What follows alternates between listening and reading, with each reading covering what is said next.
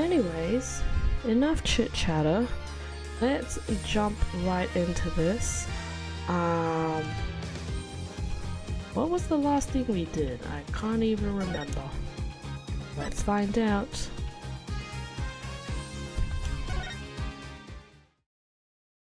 But sit back, relax, enjoy the stream. Feel free to say hi, otherwise you are more than welcome to lurk, as always. Okay. So, December 19, Cosmos Space Center Space Museum. We're still investigating. That's all I can kind of remember. Oh wow, what is this place? Is that a rocket real? Is that a rocket ship? Welcome, welcome.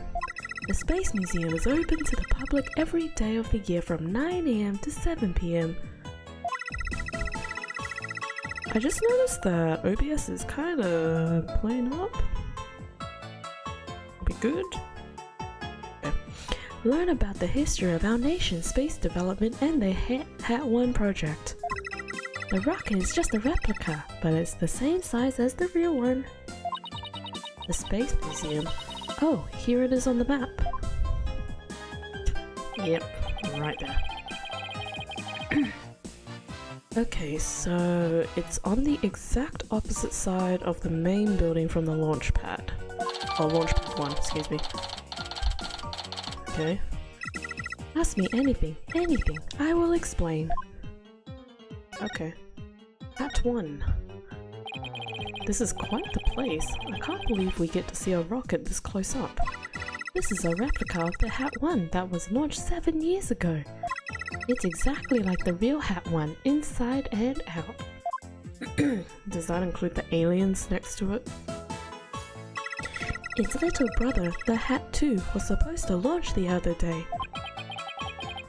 I wonder if Ponko knows why the launch was cancelled.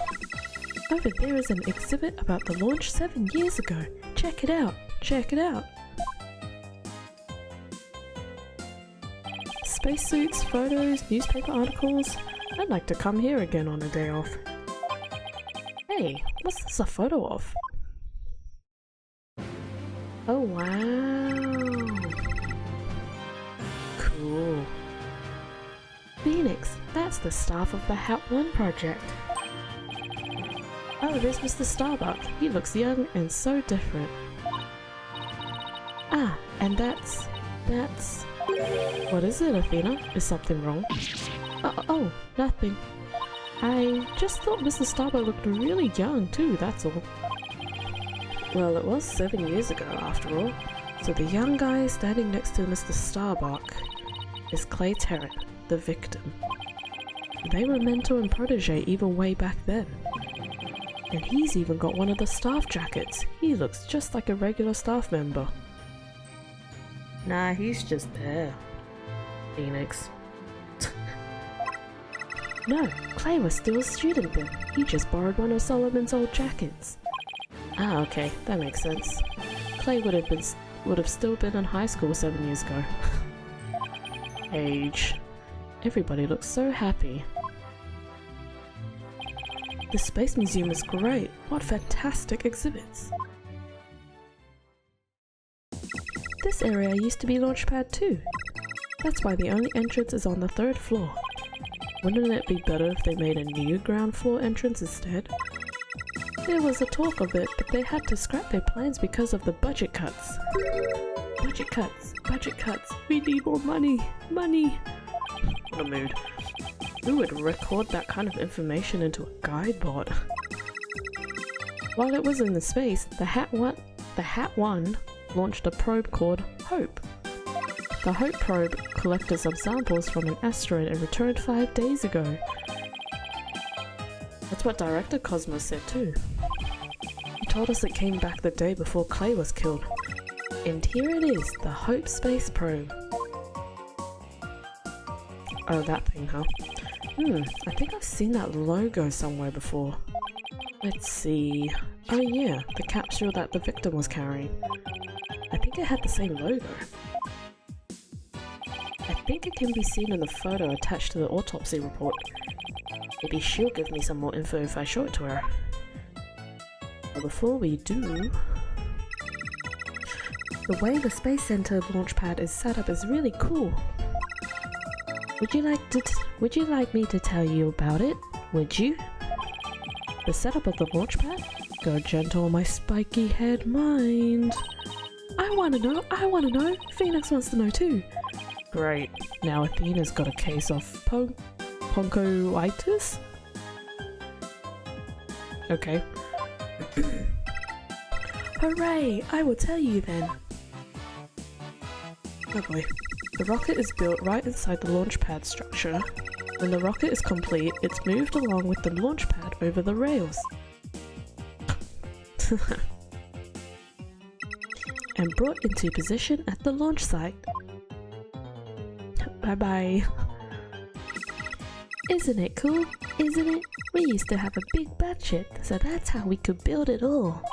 It's very cool. A grand setup that suits an important place like the Space Center. I guess everyone is hoping for a bigger budget next year, myself included. I'm guessing the whole thing is operated from the control room, huh? That is it, but it can also be operated from the new command center too. Either way, the safety lock in the boarding lounge has to first be disengaged. I guess before a big move like that can be carried out, there are all kinds of procedures. I would love to see the launch pad being moved. When's the next one scheduled for? Searching data. All future plans have been put on hold. Because of the bombing and the murder, I'll bet. Which is perfectly understandable. Well, when was the last time it was moved? Searching data. I'm sorry, that answer isn't in my answer database. I guess Ponko can only answer certain questions. Interesting. We were gonna show you the... Ponko, do you recognize this capsule here in the top right? Not the dead body, the capsule at the top right. Checking registered data. I know, it's the Hope capsule. It was carried inside the Hope probe. It contained the asteroid samples, right?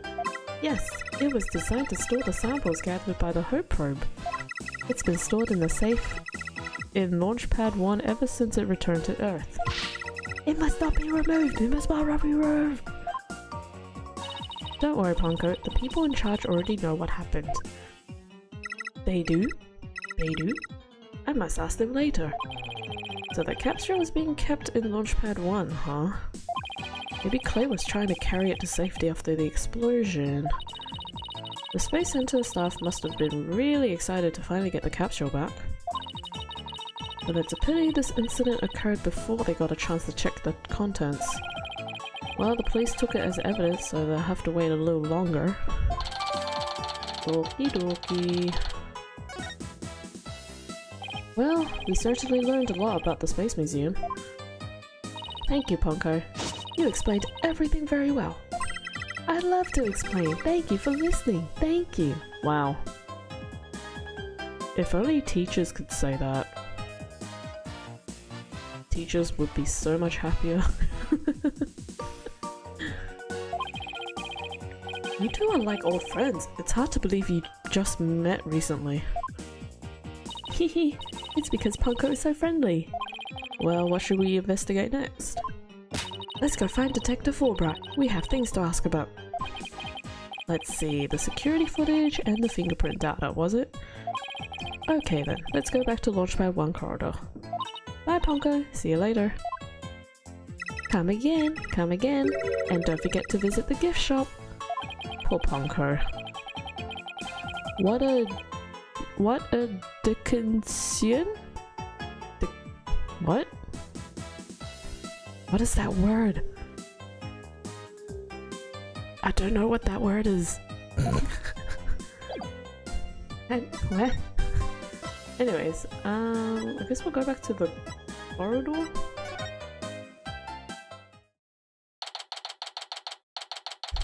I don't know why OBS is deciding to drop frames today. What a weird thing that's going on. I hope it's not too much for you guys,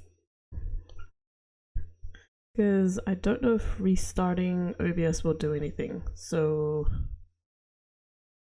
yeah, sorry.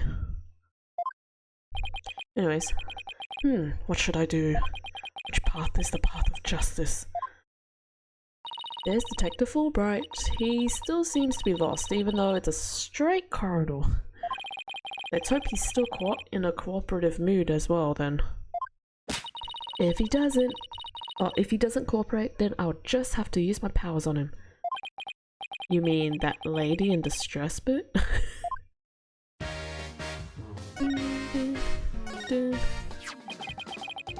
We found a bullet hole in the wall at the crime scene. You did? Our team found that too. It was Detective Arm who found that bullet. Detective Arm? That's right, a warning shot for the defendant. Was it really such a high threat situation that she needed to do that? I'm afraid I don't know the details, what with Detective Arm gone and all. But I thought there were two people who discovered the crime scene together.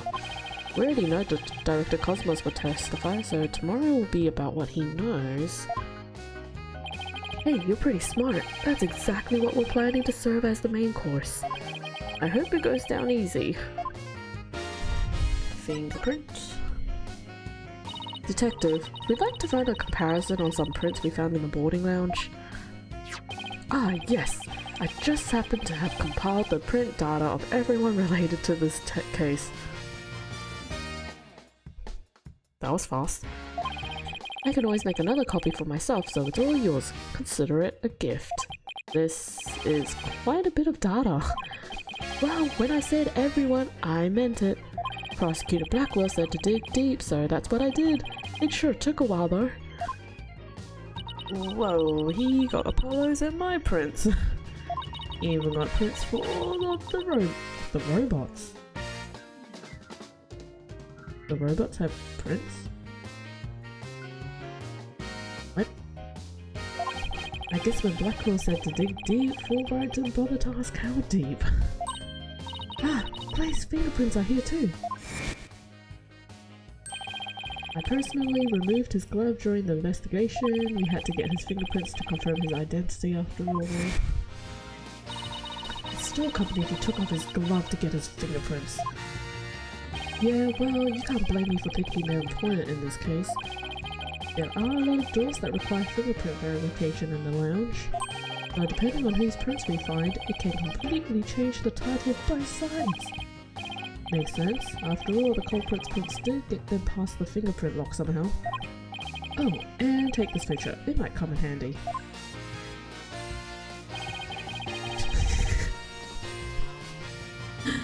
Same, Phoenix. Isn't this just a photo of the Launchpad 1 door? Yep, but Prosecutor Blackwell seems really interested in it for some reason. Huh? What's so important about this door? Beats me, but boy could you see the gears in his head go into hyperdrive at that. Looks like this is going to be a major point of contention tomorrow. Hey, don't forget about the print comparison, boss. Right, Detective Wright, do you think you could run the test for us right now? You just leave it to me. In justice we trust. And he's gone. Okay, here we go. Well, it looks like it was Mr. Starbuck who opened that security door. He must have opened it when they went to go board the rocket. His heart must have been full of hopes and dreams for his space adventure right then.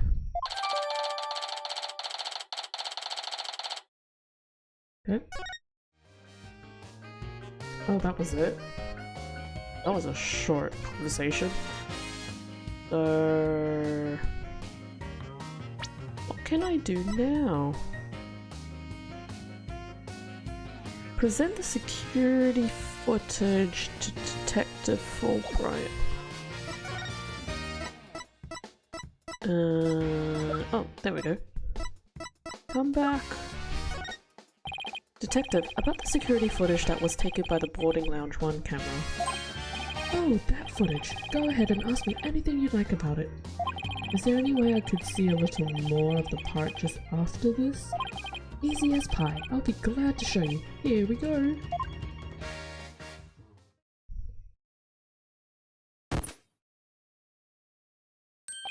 Huh? The screen went blank. Yes, apparently the after effects of the explosion damaged the wires. So there's no footage after this point. Ahahaha. Ah. Thank you for Wright. Why didn't you just say so from the beginning? You just wasted our time. Something definitely seems to be up with you, Detective. You're unusually cooperative. Well, I just figure if we work together we get much closer to justice, right? But it seems like something's really been bothering you. You don't have some ulterior motive, do you? What? I don't know what you're talking about. I would never do anything like that. Oh. Uh-oh.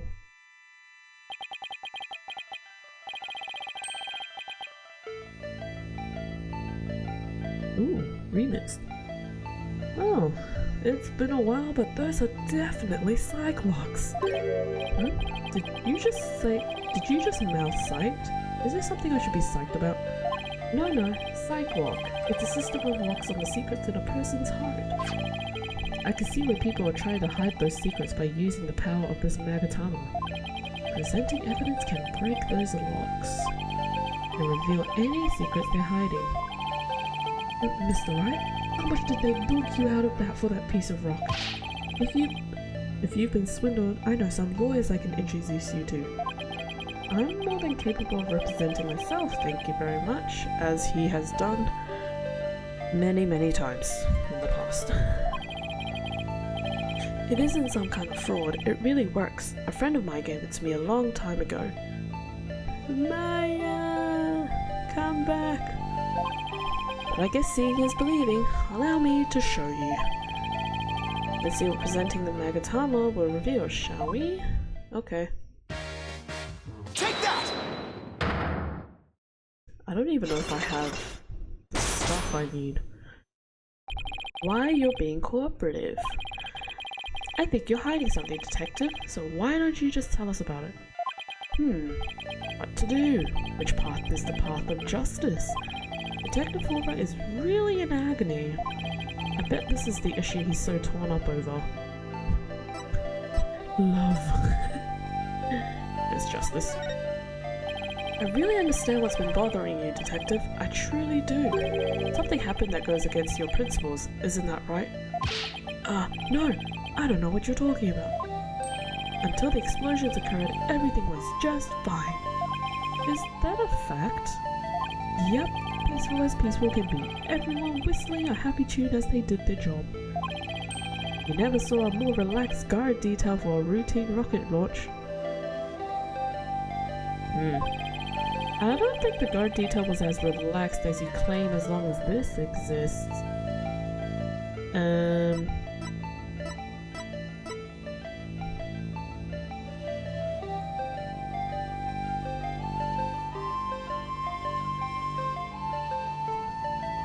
This?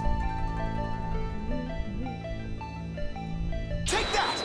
It is! Yes. Before the explosions, what was supposed to happen here was a rocket launch. And yet security was so tight, they even brought in a special task force. I hardly describe that as a relaxed guard detail. Okay, that's one. Now hold on just one moment.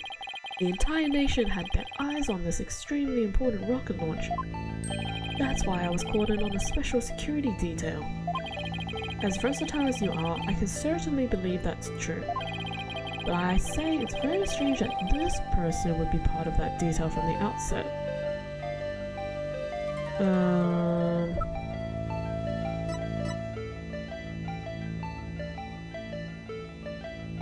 Is it her?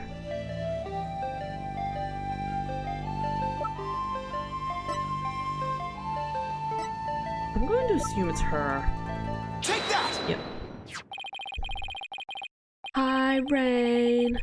Just lurking as always. No worries. Thanks for hanging out, lurking. Hope you're doing well. I am doing good. Just taking a bit of a breather from marking exams for the past few days, including today. So this is a bit of a nice change of pace. But yeah.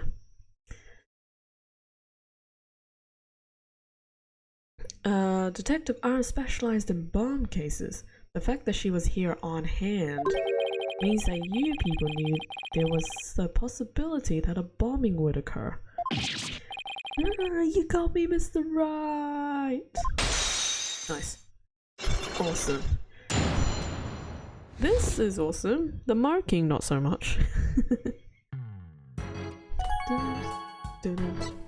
What you can't say. What you say? OBS, can you stop lagging? I don't know what is happening with my OBS. Everything's so choppy. I think it's my Wi-Fi. Alright, I concede. You win. It's just as you say. A few days before the launch, they were warned about a potential bombing, but the plan to launch went ahead in spite of the threat. But why? What were they planning to do if someone got hurt or killed? Yeah, I know. The decision to move forward wasn't exactly just, was it? How was the warning delivered? By phone, and directly to Director Cosmos. But the police department instructed everybody to keep it under wraps. That's a big thing to keep quiet about. No wonder you were so upset. But it's not only that. I've been distraught about Prosecutor Blackwell as well. Prosecutor Blackwell? Well, as his handler, I'm sure you have a lot of difficulties. That's not it. It's a question of justice. I've been wondering about why he's allowed to stand in court. He's not wrong. Although, we're like 4 cases in. The reason he's still prosecuting? Detective Fulbright, please tell us everything you know. Okay. Blackwell. Well, talking to you folks about it would definitely be breaking the rules. Never mind that. What are rules but things to be broken, right?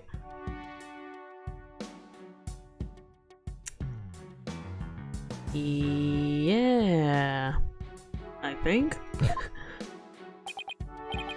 Well, to tell you the truth, having a prisoner act as a prosecutor is highly irregular. I think we guessed that much. So why is it being allowed? I've been wondering and wondering about it. So you weren't told why either, huh? No, I guess the order came from pretty high up the ladder.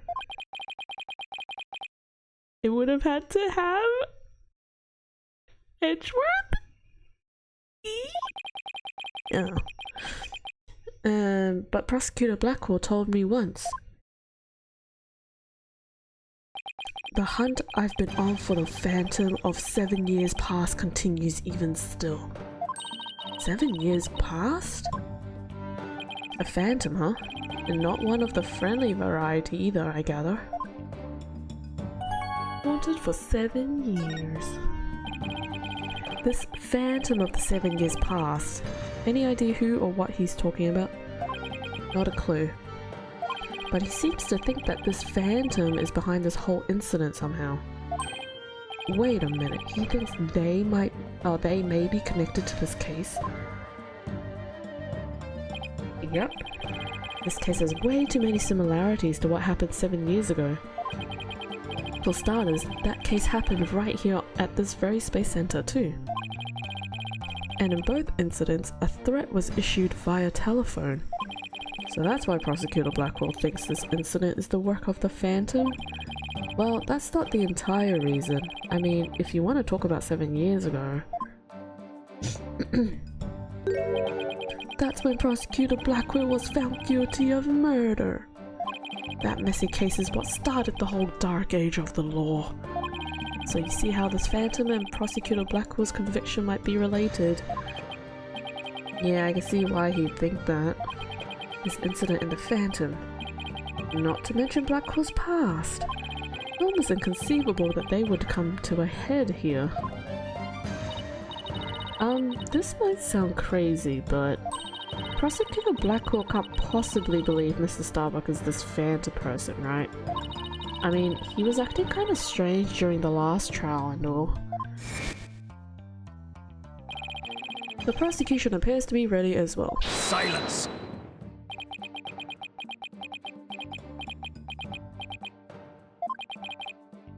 Not yet. I'm not quite ready yet. Hmm?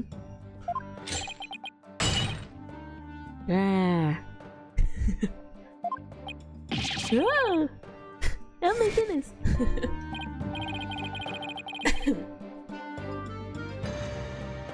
No, I doubt he thinks Mr. Starbuck is his Phantom.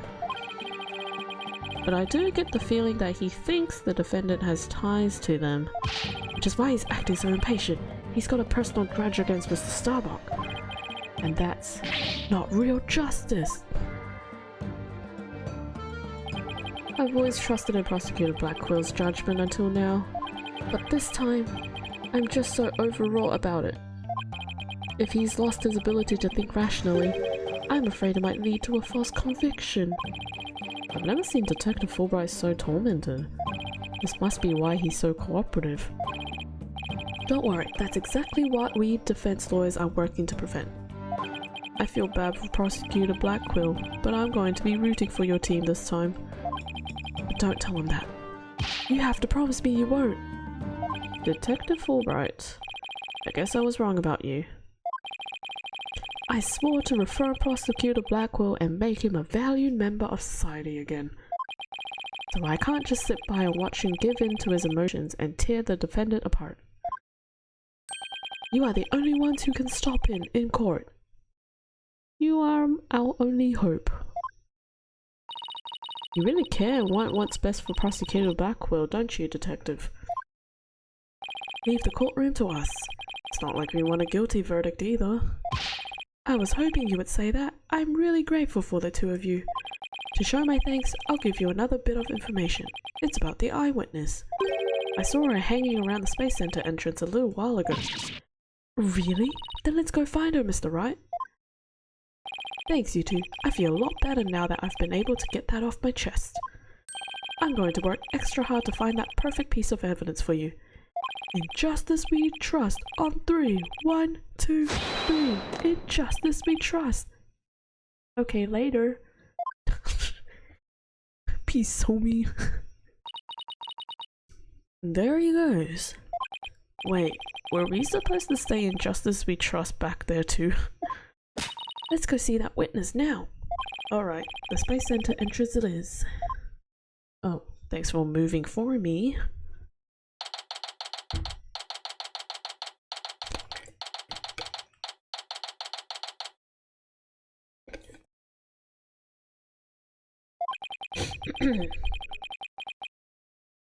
The witness must be around here somewhere.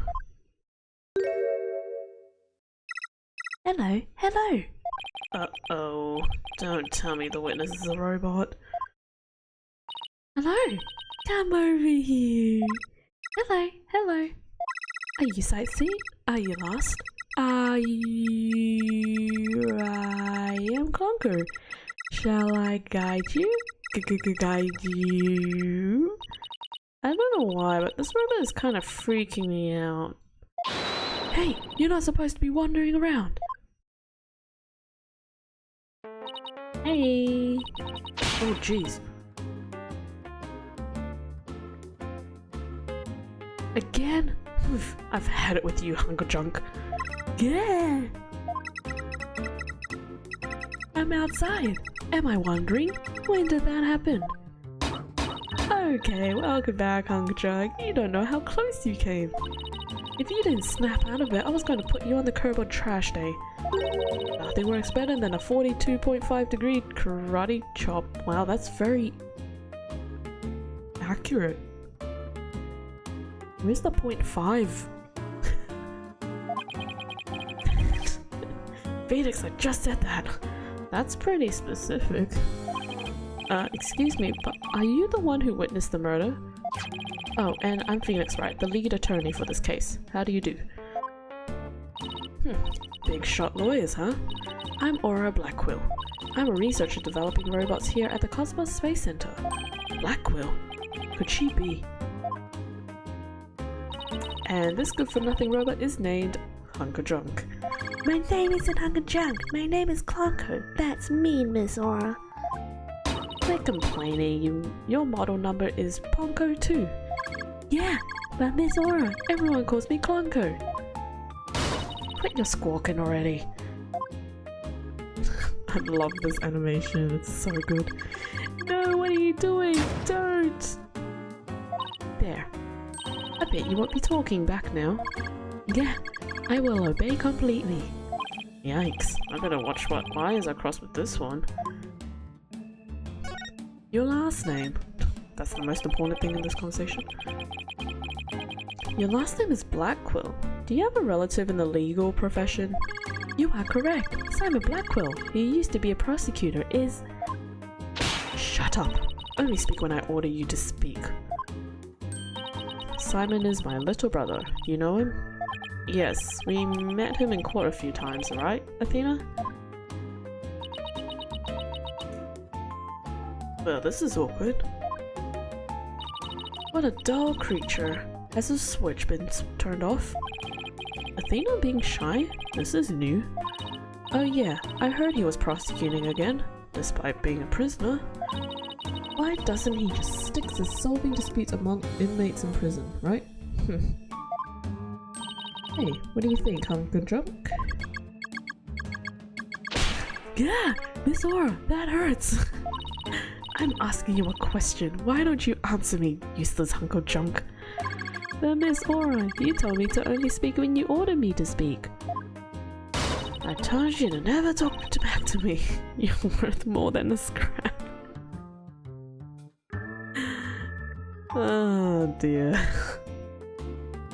This robot, man, honestly. Robot abuse, hawk attacks, Blackquill family life must sure be interesting. Well, do you have any other questions? Wait, of course you do. You're a lawyer. It's not like I'm on Simon's side or anything. I just want to get this over with. Witness.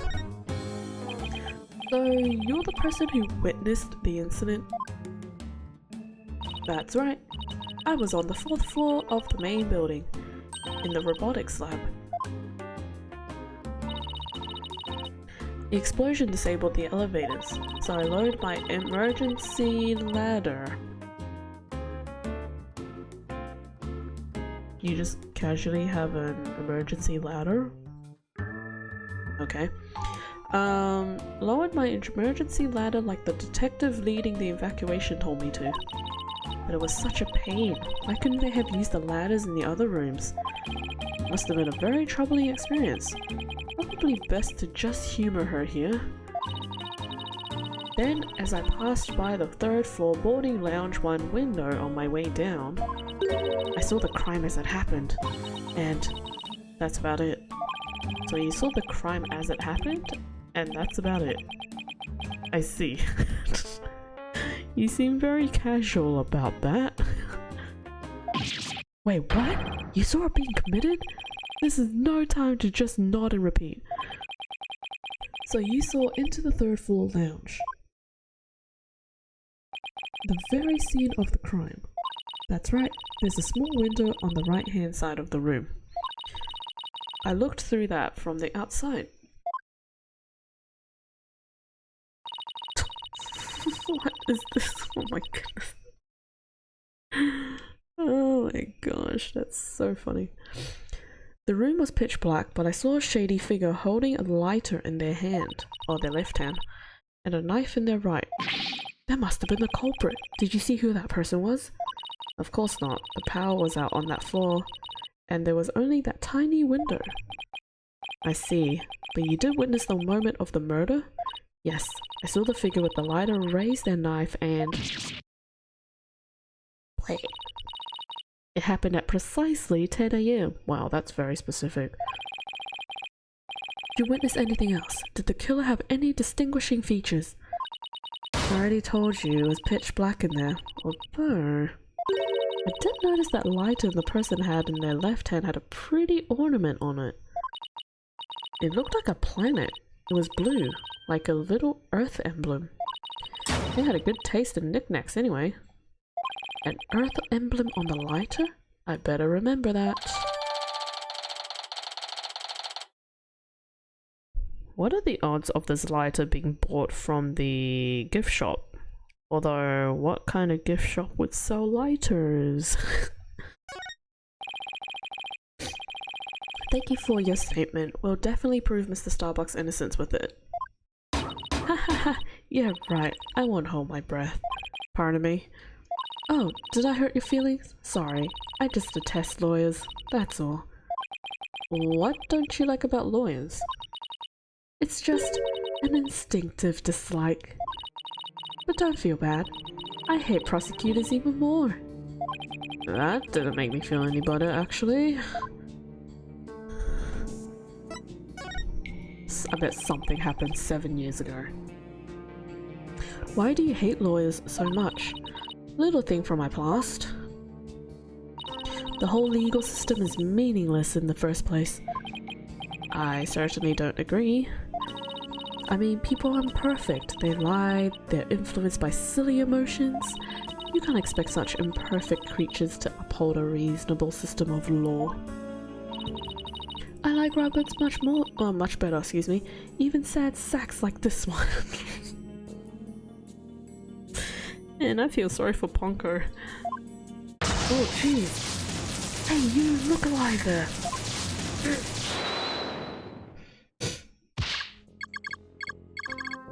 Yeah, yes, here I go.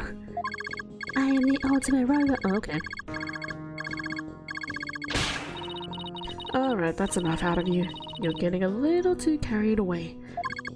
Yeah, huh? What was I doing?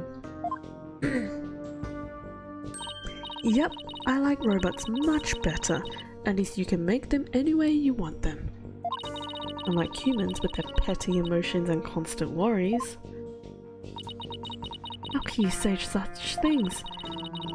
Feeling emotions, worrying about the things we care about, that's what makes us human. Wow, the girl finally talks, and she starts with the speech. That's what makes us human? You mean getting angry and snorting like that? Rational thought. That's what separates humans from animals. Unfortunately, your reasoning capabilities are more akin to that of a clever little monkey. But that's nothing to be ashamed of. It must be nice to have such a simple mind. Can I punch her, boss? Get a hold of yourself, Athena. Humans certainly are absurd. I said you were clever, didn't I? Poor thing. Tell me, with people like you in charge, how can I possibly trust the legal system, So she distrusts not only lawyers and prosecutors, but the whole legal system? What in the world happened to this woman to make her so bitter? Even if somebody important to me was killed, I would never wish to see the killer brought to trial, because I'd much rather kill them myself. You can't be serious. That thing you're wearing around your neck. Oh, this? Around Athena's neck? Does she mean widget? Oh, I get it. Well, well. Her Royal Highness has returned at last to our castle. Her Royal what? Is she talking about Athena? By the way, I heard the rumors. Our director is going to be the star witness in court tomorrow, right? Director Cosmos? Yes, that's right. You poor things. You'd better be careful. That old man is a big liar and a huge braggart. What? He might seem like a big wig, but the center has all kinds of problems. He has a lot of skeletons in his closet. But it's your problem, so why should I care? What did you just squirt out of your syringe gun? gun syringe.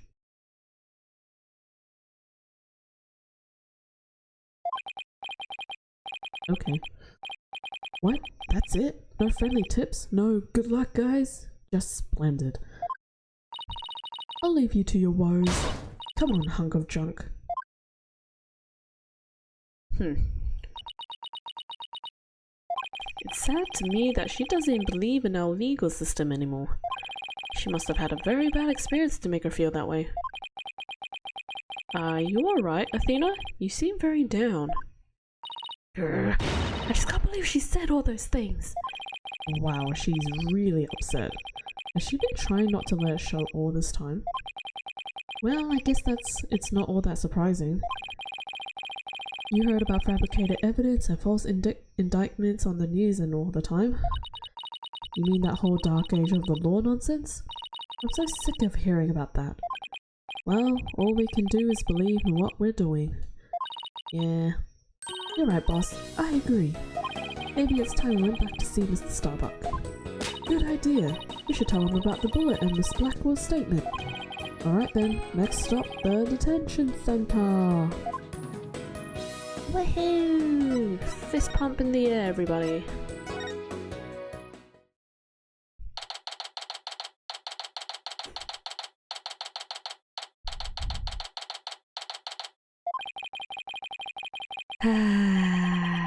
My lawyers are here. It must be bad news. Hey, not necessarily. We found a new witness. A researcher saw the moment of the murder through the lounge window during her escape.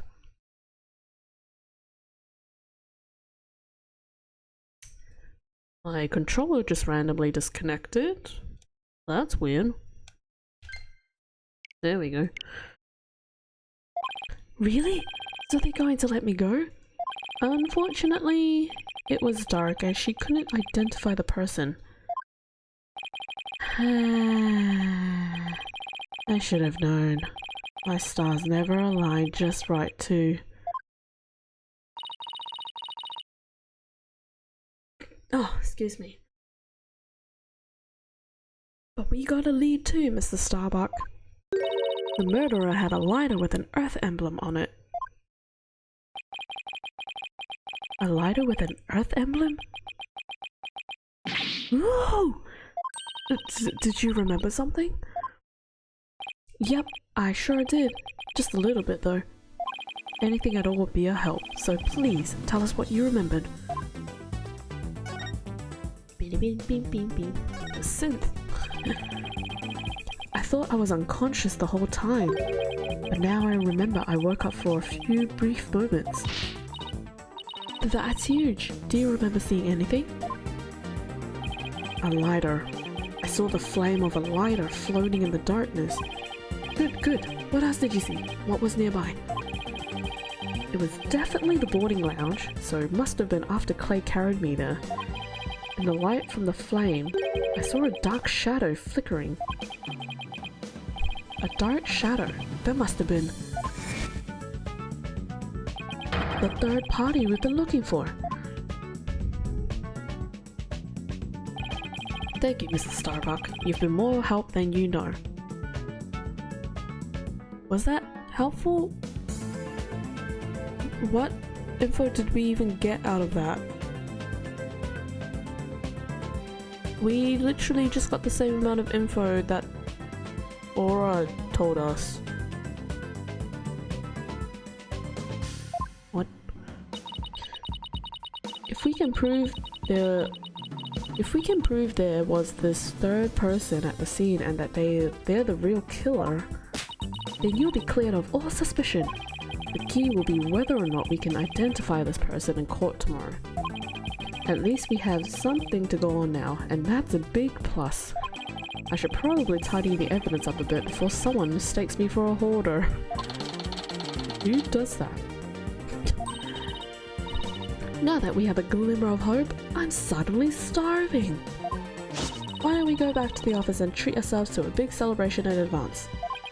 Someone who's highly empathetic, you can surprisingly be unsympathetic.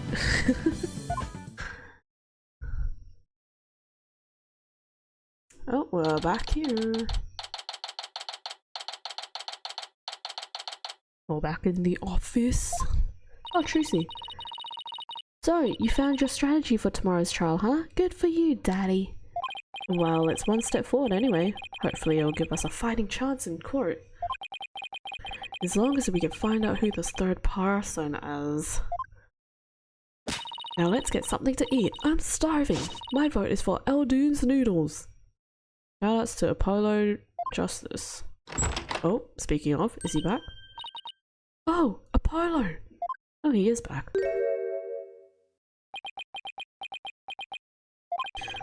What are you doing here? I don't think the clinic was ready to release you yet. My wounds are fine, and I'm done lying around. Apollo, you're supposed to be in bed. Leave the case to us. We'll take it from here. Thanks, but that's not an option. Not for me. Apollo.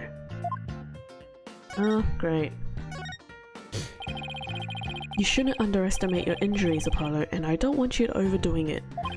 I'm fine. I'm not in pain anymore. Besides, they just gave me an IV at the clinic. An IV isn't a cure-all, mummy man. Mummy man. He's not covered all the way. Anyway, just tell me how the case is going. Have you guys made any progress? A suspicious figure was spotted at the scene. We think they must be the real killer. A suspicious figure, huh? Right. I thought you'd be happier than that. Oh, don't get me wrong, I'm happy. And I fully intend to see Clay's murderer apprehended. Absolutely nothing will get in the way of that. Okay. I thought something was coming up, but there's nothing. Clay was your best friend, right, Apollo? That's right. Best friend since junior high. Sounds like me and Junie. So what was Clay like? Well, he was full of compassion and energy, and he had a really loud voice. If the two of you did voice training together now, I bet you'd break a few windows. Hahaha, you know, I bet you're right. Aw, such a nice photo.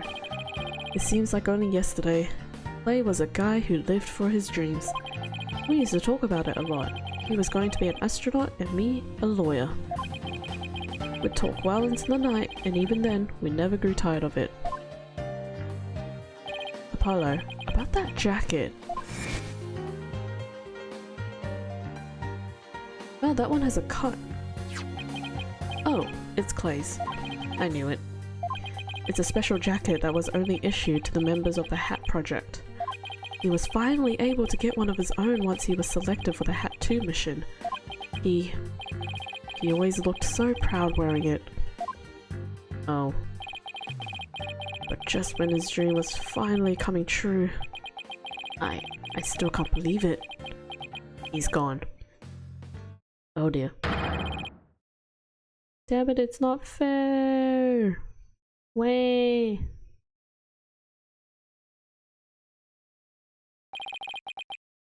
Apollo, I hope you don't try to carry the burden all alone.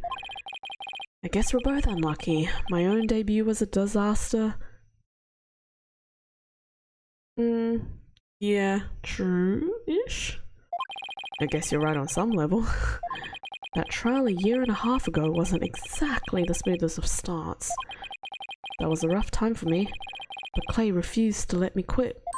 You're fine, he'd say. Don't give up. It was right during his screening exams too. I couldn't have become a full-fledged lawyer without him. That "you're fine" of his is why I'm still standing here today. You're fine, huh? Is there no music? There's no music. You're fine and I'm fine were like your catchphrases, weren't they? Haha, something like that. Sure brings back memories. When we were in junior high, Clay's mom passed away in an accident. Oh, wow, that... Man, this is quite depressing, this little bit. But he wouldn't show his sadness to anyone. One night, I found him crying all alone in the school courtyard.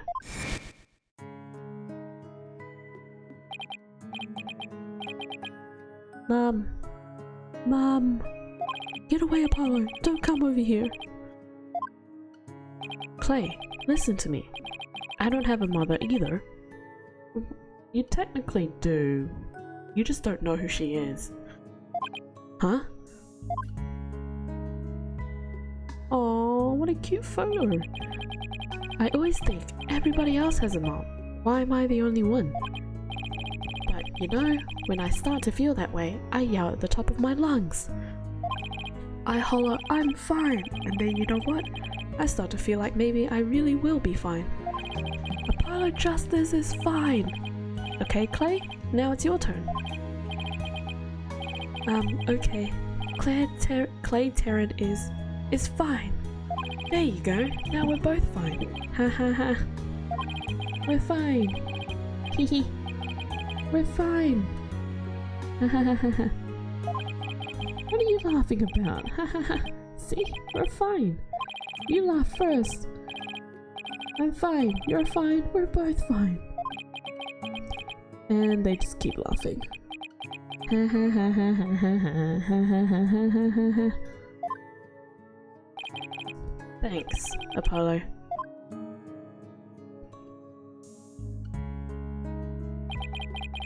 When you say it out loud, it really starts to feel real. And as long as you don't give up, you can keep on fighting. That's what we believed. As long as you don't give up. Wasn't there somebody else who said something similar?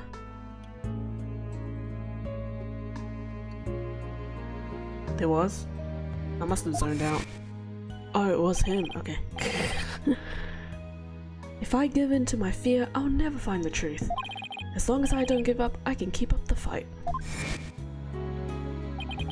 Clay called Mr. Starbucks his mentor and looked up to him. I wonder if I can be a good role model for my staff like Mr. Starbuck. Sorry, Mr. Wright, but I'll be taking a leave of absence. Oh, okay, this is that bit. I was wondering where that was. What? Wait, what do you mean by a leave? You're really serious? Can you at least give me a reason why? When I put Clay's jacket on, I swore to him that I would catch his killer myself. Well, that's our goal too. I agree with Athena. We should work together to find the truth. The truth, huh? That's a noble cause. What if the truth you seek and the truth I seek turn out to be different? I'm not sure I follow. What are you saying, Apollo? I'm going to catch the person responsible for taking my friend's life in my own way. Take good care of Mrs. Starbuck for me. Now, I must be going. Goodbye. Goodbye? Did he just say goodbye? I sensed a lot of seething anger and hatred coming from him. And also, suspicion. Uh-oh. He's not walking out on us like this. I'm going to talk some sense into him. Hold on, Athena. Apollo can believe what he wants, but I believe he's wrong. Even if we take different paths, the truth we arrive at should be the same. I think the quicker we solve this case, the better it will be for Apollo. Yeah, you're right, boss. Alright, that's enough for one day. Make sure you're ready for tomorrow's trial, okay? Okie dokie. If he were here right now, Apollo would say, I'm fine. Everything is fine. I just hope things really do turn out fine tomorrow. To be continued! Yay! Oh. That was a very depressing part of the bit. Okay, let me just drink some water.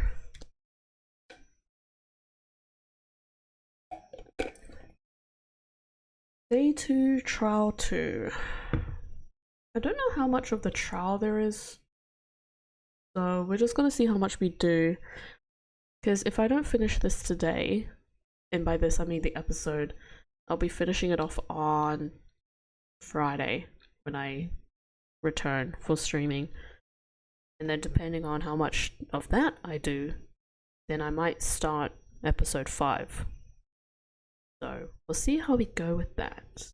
But in the meantime, let's continue.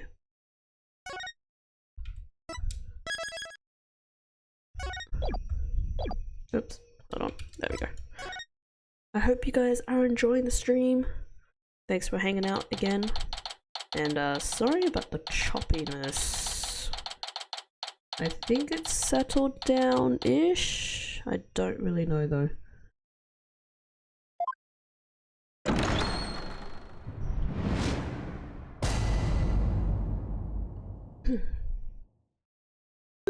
Oh, where'd he go? Oh, he's hiding. I suppose we should reconvene the trial of Solomon Starbuck or something. Objection! Your Honor? Could you please come out from under your bench? There are no more bombs, I promise. Oh, right, this is like a few days after the bomb. I forgot.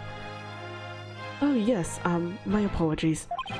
I'm still a little jumpy when it comes to trials involving bombs. I mean, first the courtroom exploded, then he exploded, and then Mr. Tonate self-destructed. I guess that's one way of describing what happened to Tonate. Anyway, it seems that Mr. Justice was seriously wounded by Mr. Tonate's actions. So you, Mr. Wright, will be taking up the defense? Do you have an understanding of what has happened in the trial so far? Yes, Your Honor. The defense is ready. Very well. Is the prosecution also ready? Cool. Good stuff, Blackwell. Good stuff. I take it you'd like me to give the opening statement this time? Looks like the judge has become a pretty good mind reader. Well, he's certainly seen more than his fair share of colourful prosecutors. You could say he's something of a veteran of sorts. Let's see, in the previous part of this trial, we learned that the victim, Clay Terran, escaped from Launchpad 1 carrying the defendant Solomon Starbuck. There were explosions at the second floor of the Space Center and on the rocket itself. The two astronauts used the Launchpad 1 corridor to reach the boarding lounge. And how could the victim climb down the ladder if he was carrying the defendant? That was the mystery that needed to be solved. But Mr. Justice proved that the victim was killed in the boarding lounge. Prosecutor Blackwell, were you able to discover any new facts relating to this point? Upon further investigation, we discovered an oxygen tank fragment in the lounge. Surprisingly, it would appear that Justice Dono's argument was correct. So that means the testimonies of the first two people on the scene are suspect. There were two people who claimed to be the first on the scene, but can we truly trust their statements? Let's see, the two people were Detective Candace Arm and Yuri Cosmos, right? You think one of them might have given a false statement to the police? Yes, it's certainly possible. We might have to do a little bit more digging. Well, Candace is dead, so it's probably Cosmos at this point. And just as our team was about to cross-examine Detective Arm, the courtroom bombing incident occurred, and the trial was put on hold, and she died. That accursed fella, he killed my witness. He killed Detective Arm. Definitely put the kibosh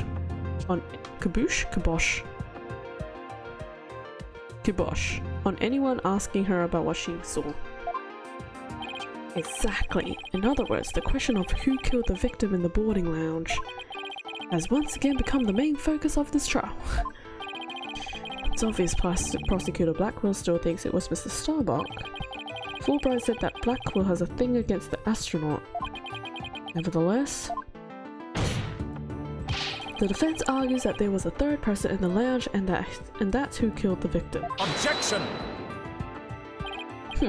To make such reckless claims in a courtroom takes a bold man. Or a stupid one. There was no third person in the boarding lounge. Or have you gone dotty already?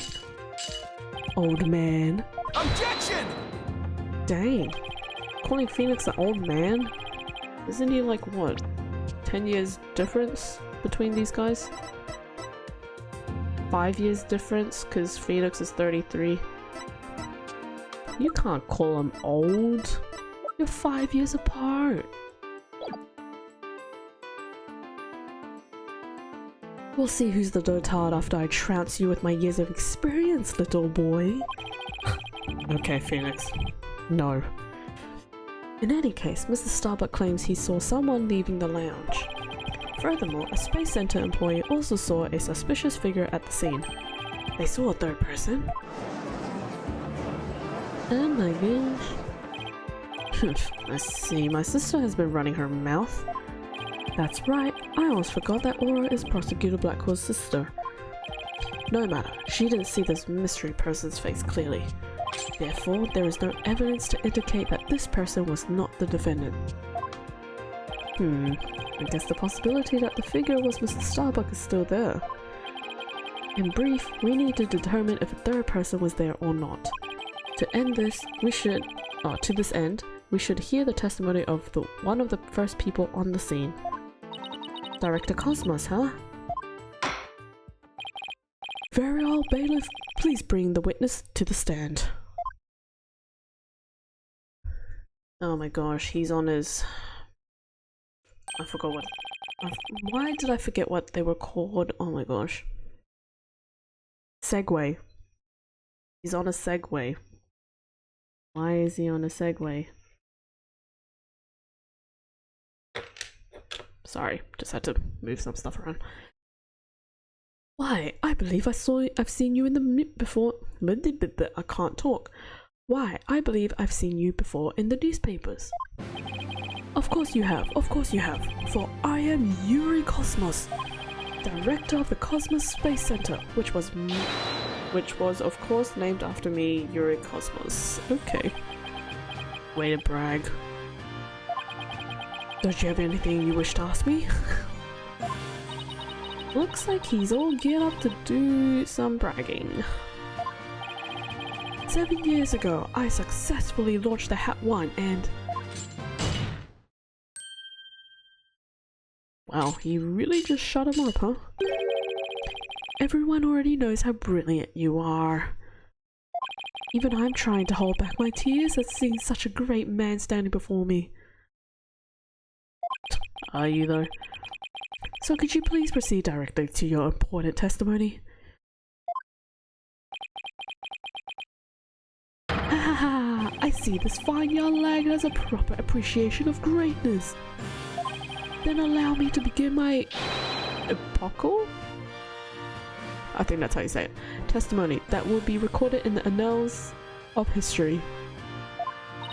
That speech of Prosecutor Blackwell's just now sounded more to me like he was poking fun at Director Cosmos. It's probably for the best that it sailed right over the director's head. Now then, Director Cosmos, the condensed version of your illustrious testimony. Please.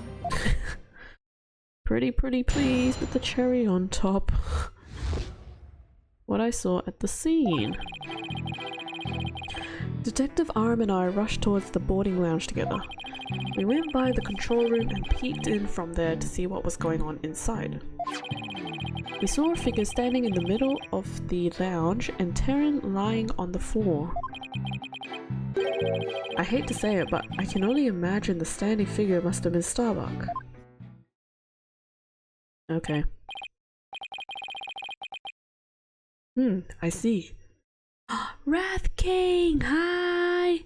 You can't sleep, so here I now. So I hear now. I can't read, oh my gosh. Guys, marking has just done my brain in. But hi, Wrath King. Well, I hope my stream can kinda sorta put you to sleep, maybe? But otherwise you are more than welcome to lurk and hang out here. But I hope you've been well. Otherwise. What am I? Oh, I see. So in your testimony you claim you arrive on the scene after the two had escaped from the launch pad to the lounge, and just after the victim had been killed. Oh, the horror, the humanity. The humanity? Who says that now? The horror, the humanity. But what I said is what I saw, and what I saw is what I said. Courageous action to take in the face of such terrifying explosions, wouldn't you say? To save my men, I went personally into the epicenter of danger. With my Segway, risking my own life for theirs. Ha ha ha ha ha ha ha ha ha ha ha ha. Ha.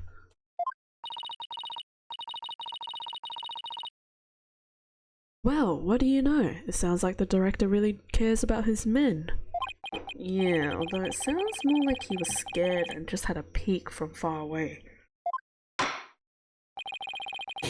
Is the defense ready to cross-examine the witness? Yes, Your Honor.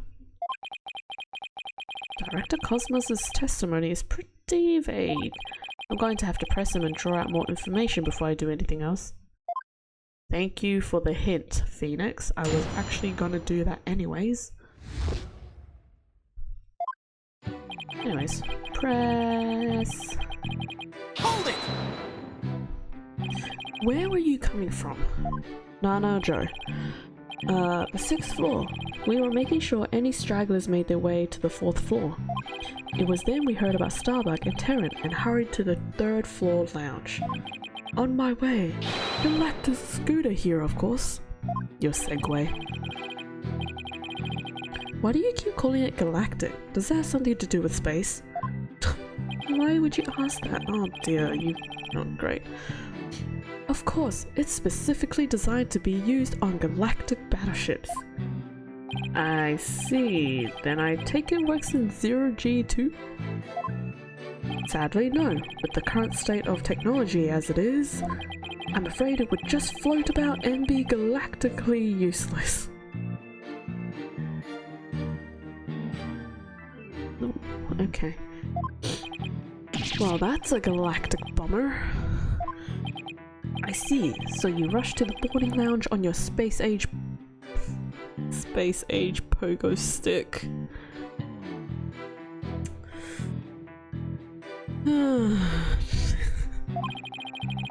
And when you got to the scene, what did you see?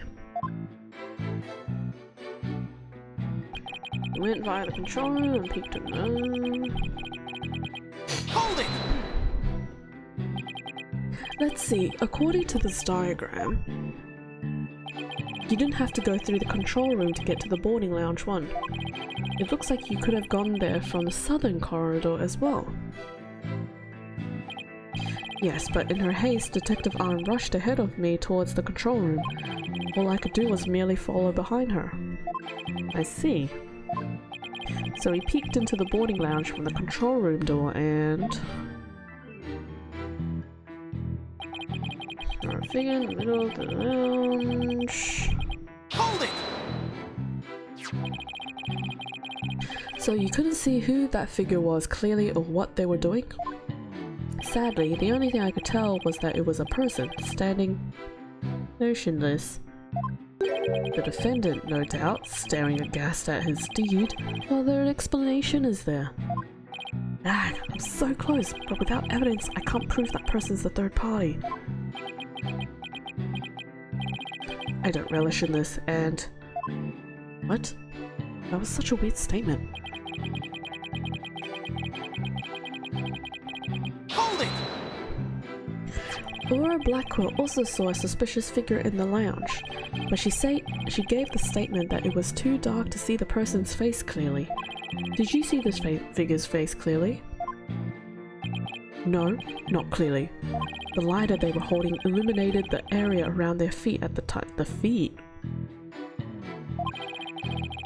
What? But other than that, I could see little else. That's why I could see Taryn, but I couldn't see who the other person was. So for all you know, it might not have been Mr. Starbuck, isn't that correct? I would like to believe that.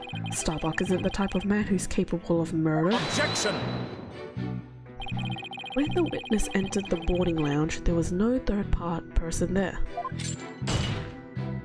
Isn't that correct? Great Space Center Director. Yes, that's right. Only Starbuck and Taryn were there by that time. After we peeked in, the lounge suddenly went dark and the figure vanished. You mean they disappeared? That's odd. Objection! The reason the figure appeared to vanish is because it was the defendant. When the witnesses weren't looking, he fell to the floor and feigned unconscious. Hold it! Yes. I didn't finish that word. Hold on, Director Cosmos, did you ever take your eyes off the scene? Just for a brief instant, about as long as it takes for a shooting star to go by. If you took your eyes off the scene, then this third person could have escaped during that time. But what escape route could this person have used? The vent. No, I'm kidding. The direction opposite the control room, the southern door to the elevators. There's no security lock on that door, so it would have been possible to escape that way. Objection! All things are possible, right, Dono? The real question is, do you have any proof? Well... And the answer's no. If we're just talking possibilities, we could each profess whatever we'd like. An inmate who used to be a university professor and a lunar researcher used to say that there is a kingdom of little green men who live under the surface of the moon.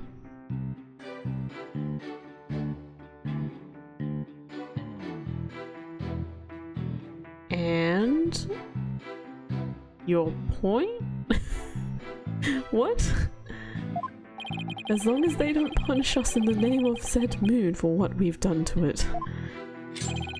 But I say, where's your proof that this quaint kingdom exists?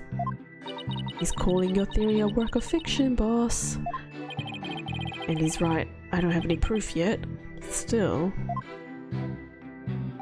the southern door is a possible escape route. I'd better make a mental note of that. Director Cosmos, may I ask you a question? Yes.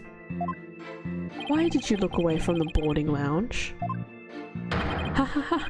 There's actually another tale of bravery behind the answer to that. It was when Detective Arm saw the figure and raised her gun.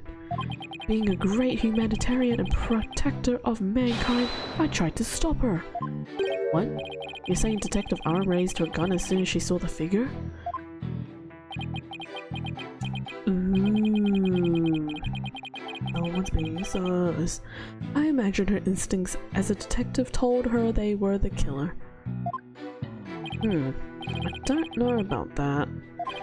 Were you able to prevent Detective Arm from firing her gun? I'm afraid I was too late. I was unable to stop her. She identified herself clearly and then... she fired 2 warning shots at the shadowy figure. This information about Detective Arm's actions sounds critically important. Please add it to your testimony. Okie dokie. Detective Arm fired 2 warning shots at the figure. 2, huh? Why did we only see 1? Why is there only 1? I think it's... yeah, I think I just present that, right? Objection! Yeah.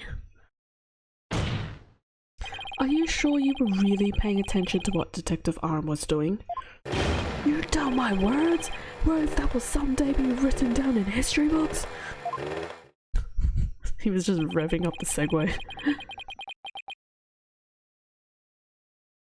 Somehow I don't think that's... I don't think that those exact words will ever be written down in any history books.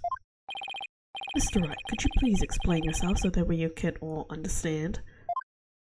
You said that Detective Arm fired 2 warning shots, and yet only 1 bullet hole was ever found at the scene. What?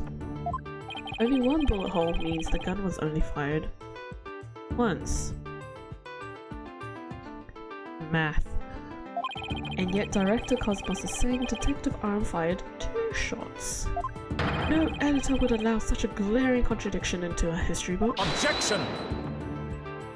Unfortunately for you, the witness's words are true. We confirmed that 2 shots were fired from Detective Arm's gun. Objection!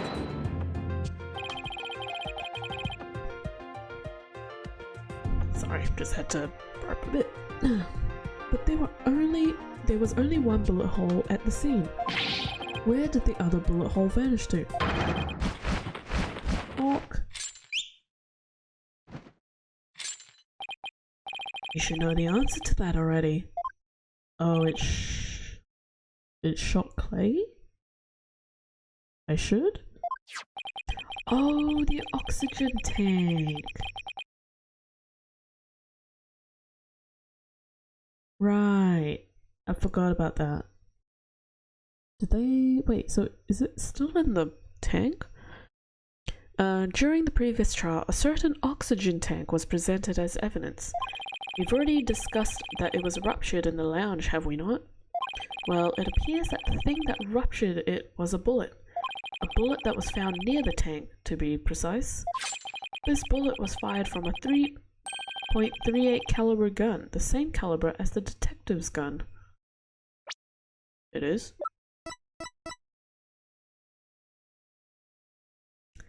This one's from a different gun, though.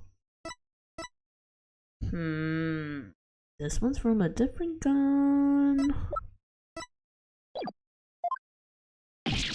What?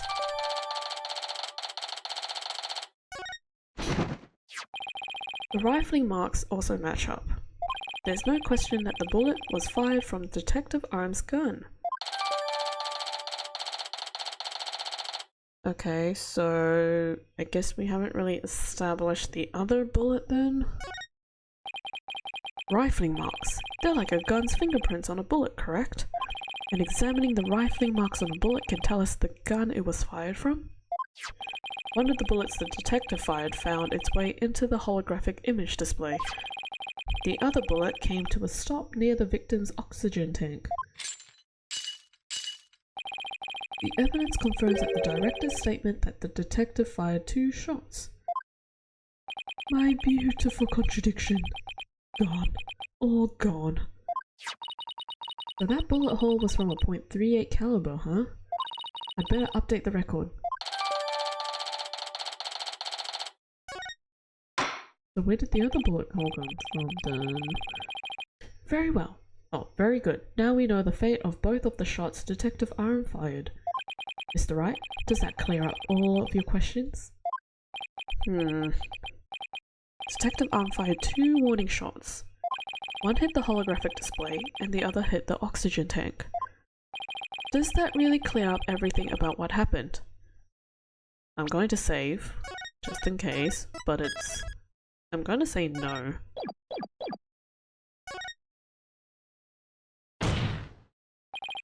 No, Your Honor, it doesn't. Detective Arm fired 2 warning shots from a .38 caliber gun, but that doesn't explain the existence of a certain piece of evidence found at the scene. Now we show the bullet. A piece that points to the existence of a third person. Oh? Very well, but it won't do to keep us waiting, Mr. Wright. What piece of evidence suggests the possibility of a third person? This one. Take that! And what is this metal pellet supposed to be? Just a little something of great importance we found at the crime scene, Your Honor. You found it where? In a floor gutter at the crime scene. It looks like the police and the prosecution both missed it. Furthermore, this is a .10 caliber bullet, making it much smaller than the one of Detective Arm's .38 calibers. Then that means... Exactly. one more person must have been there in the lounge. A third person who had a gun that could fire .10 caliber bullets.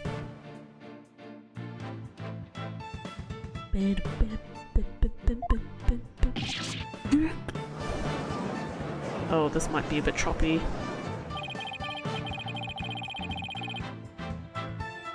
And if that's true, it explains why Detective Arm fired warning shots. This third person fired at Detective Arm and Director Cosmos with their gun. And in return, the detective fired her warning shots. Isn't that how it really went down, Director Cosmos? Ha ha ha! It looks like you've deduced my miraculous tale of survival. Yes, you're absolutely correct. The mystery person fired upon us.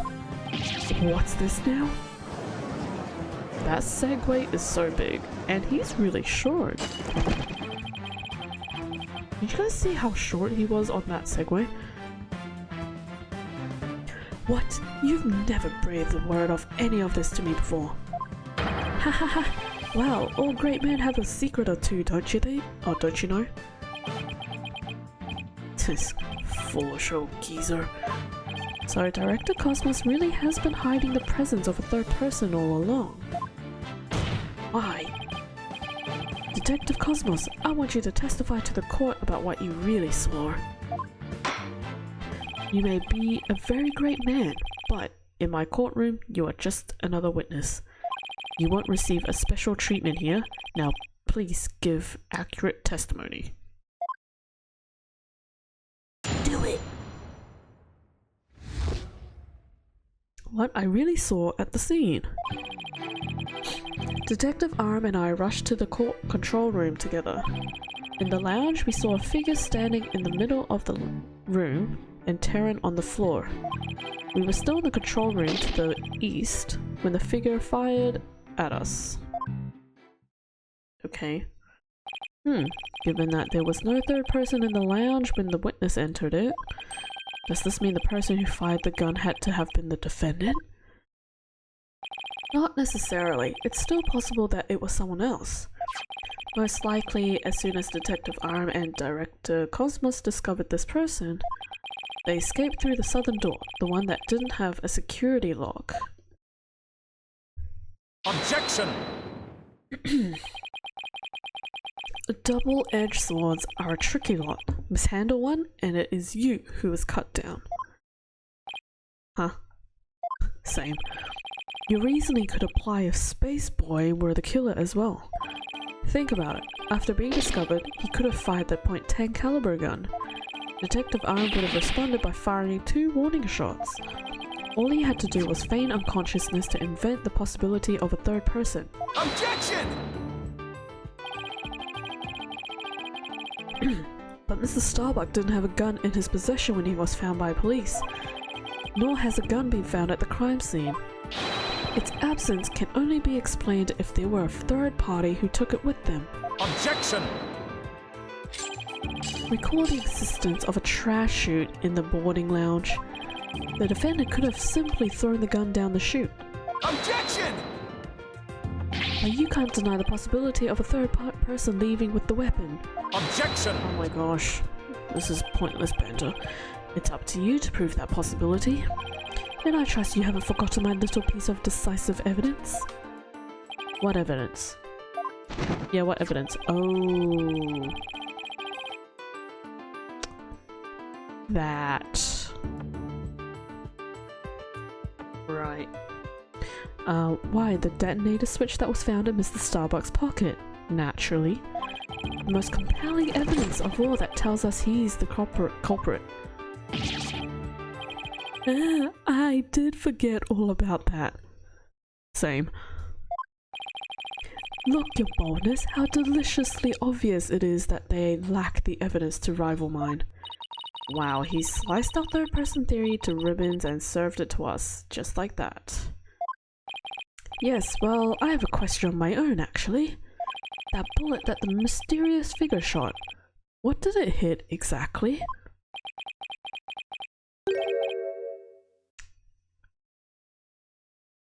Oh.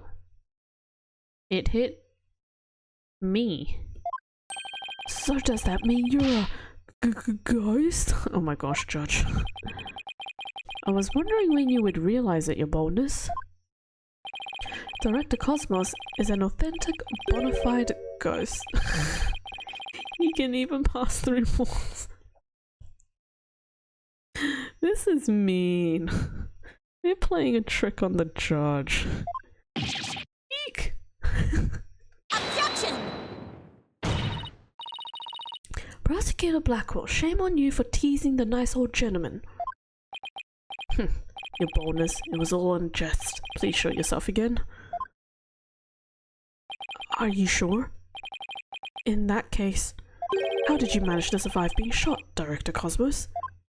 Ha ha ha, I'm glad you ask. It was a miracle befitting a great history-making figure such as myself. Oh!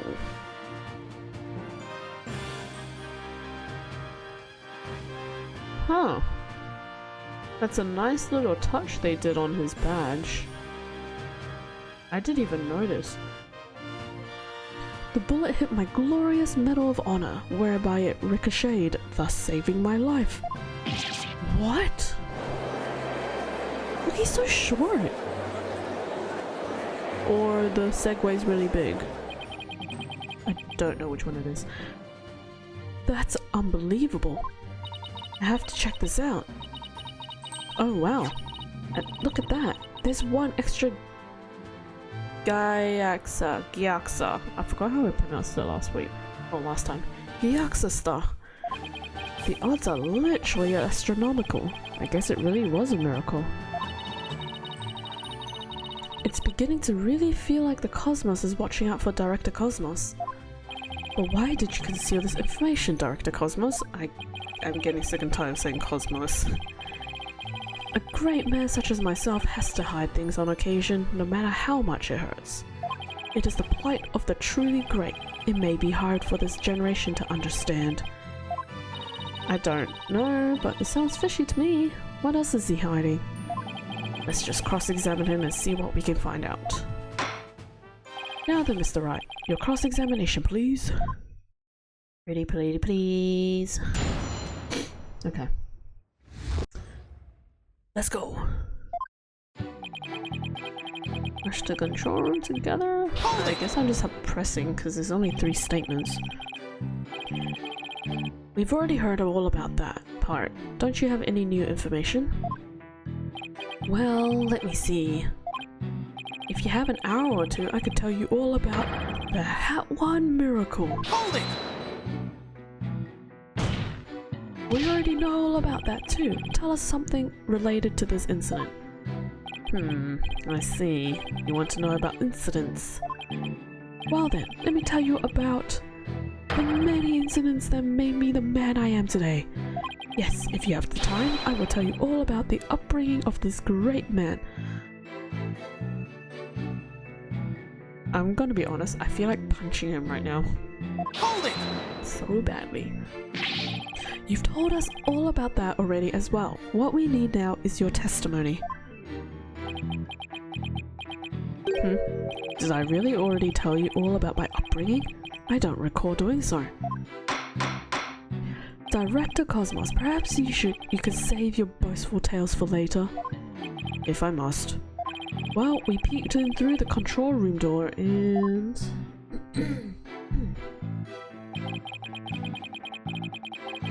Dun dun. Hold it! But it was so dark, you couldn't see this figure's face, isn't that right? Yes, the room was as deep and dark as outer space itself. Speaking of outer space, during the Hat 1 launch 7 years ago.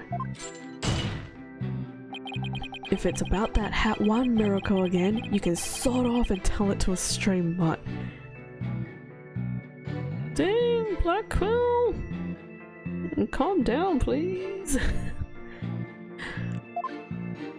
Ha ha ha! Excellent idea! No reason why the animal world shouldn't hear of my greatness! Oh my gosh, she was so dumb. And so they shall. But first, your testimony. What happened next? We were still in the control room to the east when the figure fired at us. Hold it! So in other words, you were fired at while you were at the control room door. That is correct. There's something not quite right about that. Director Cosmos, the bullet this person fired hit you, isn't that right? How did they know they were there? Yes, it was a miracle befitting a great history-making figure such as myself. The bullet the figure fired hit me while I was in the control room, but as the Cosmos would have it, the bullet bounced off my glorious Medal of Honor. In that case, the bullet should have wound up somewhere around the control room door. Okay, so Director Cosmos was in the control room to the east, and while he was there, he was shot at by someone with a .10 caliber gun. But the bullet hit his medal, so he was able to escape with his life. He's a very lucky man, no wonder people think he's great. Hey, I'm pretty lucky myself, so if he's a great man, then I'm the king of all the cosmos. Okay, Phoenix. Now you're just being a brag at yourself. So, I think it's that last statement. Where was that bullet found? The south wall of the boarding lounge.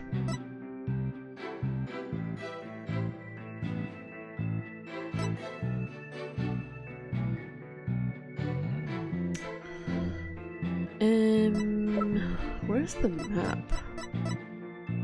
Nope, not that one. Where's the other? Oh wait, it's here. Is it this one? It is this one.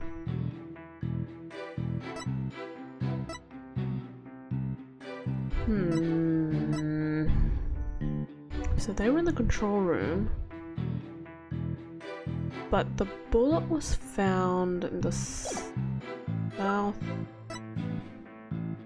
wall of the boarding lounge,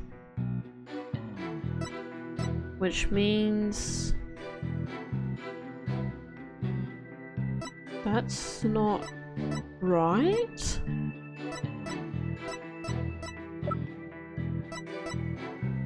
Right? I don't think that's right. Hold on.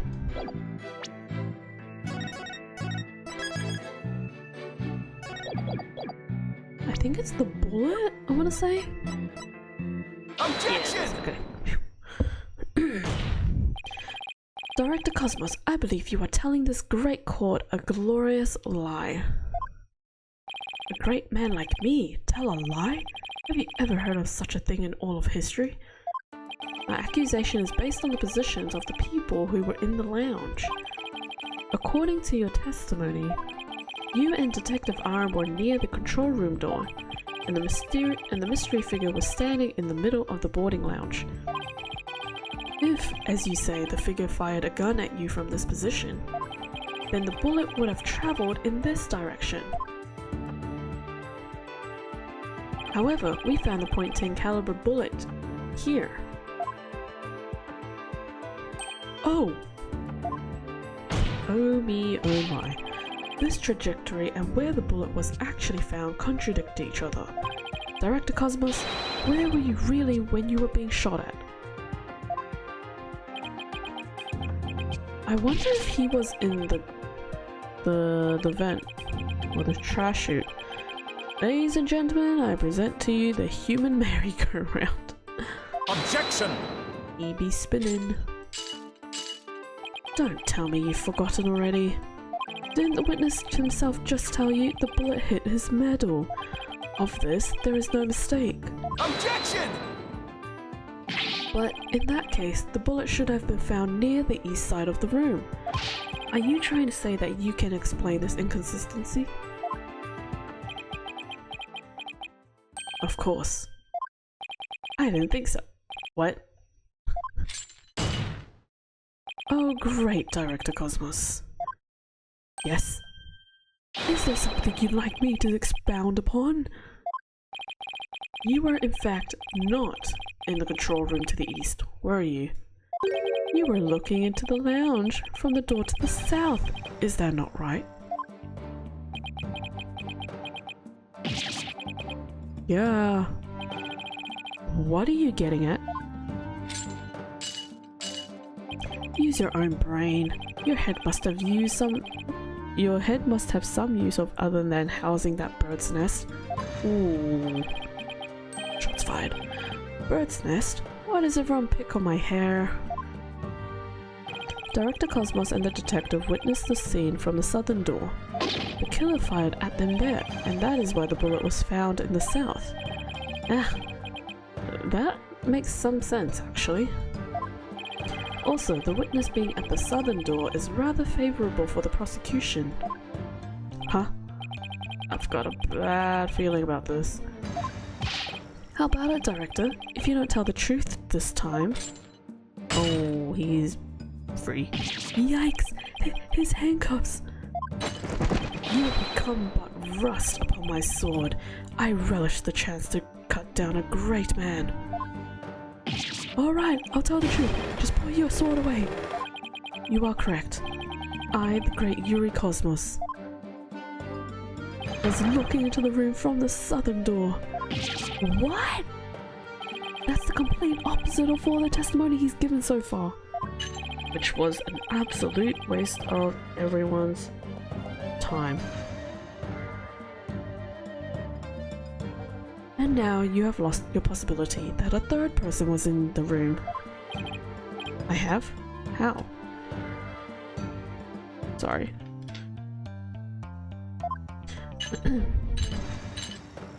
The director and the detective were near the southern door, meaning the killer couldn't have escaped through there. The western door required print recognition. The corridor beyond was filled with smoke. The only escape route was the eastern control room door. And the only way to get through there was with Director Cosmos's fingerprints. Back. In short, there would be no escape for any third person had there been one. My third person just disappeared. Like the one of Tracy's magic... like in one of Tracy's magic tricks.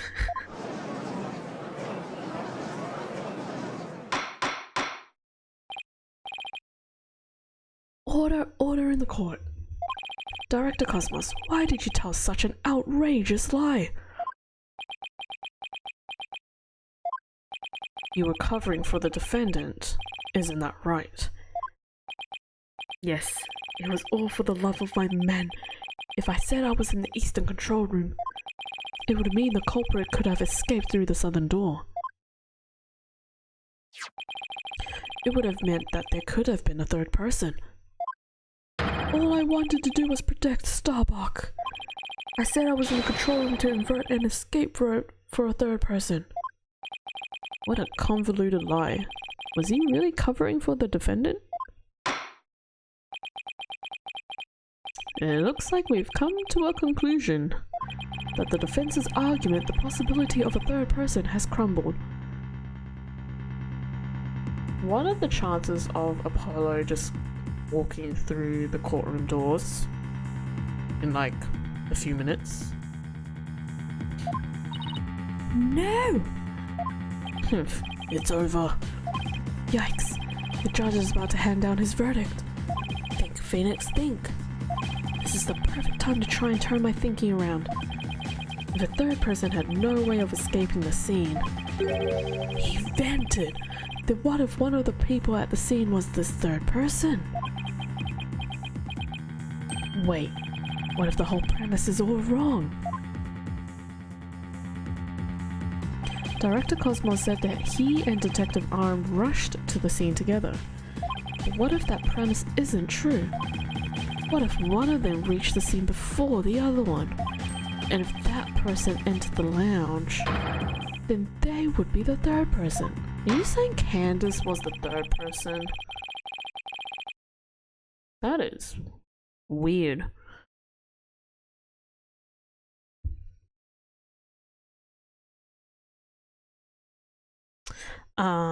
Where was I? The defendant is the only one who could have killed the victim and shot at the director. There doesn't appear to be any room for argument against these claims. I will now render my verdict. Objection! Wait, Your Honor. No, see? Please, wait, Your Honor. There is still one possibility. Oh, this had better be good, Mr. Wright. There is one and only one person who could have escaped from the scene. And that person would be the first person who arrived on the scene. Then, upon entering the boarding lounge, the second person to arrive came via the southern door. That's why the first person fled from the room, using an escape route that was accessible only to them. Very well, let's hear more about this theory. Who was this one person who could have escaped from the boarding lounge?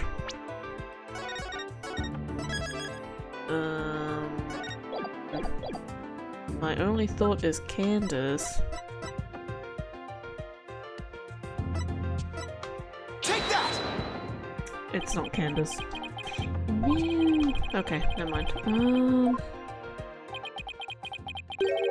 Somehow? Whoops. Please let me try again. Okay. Fishy answers.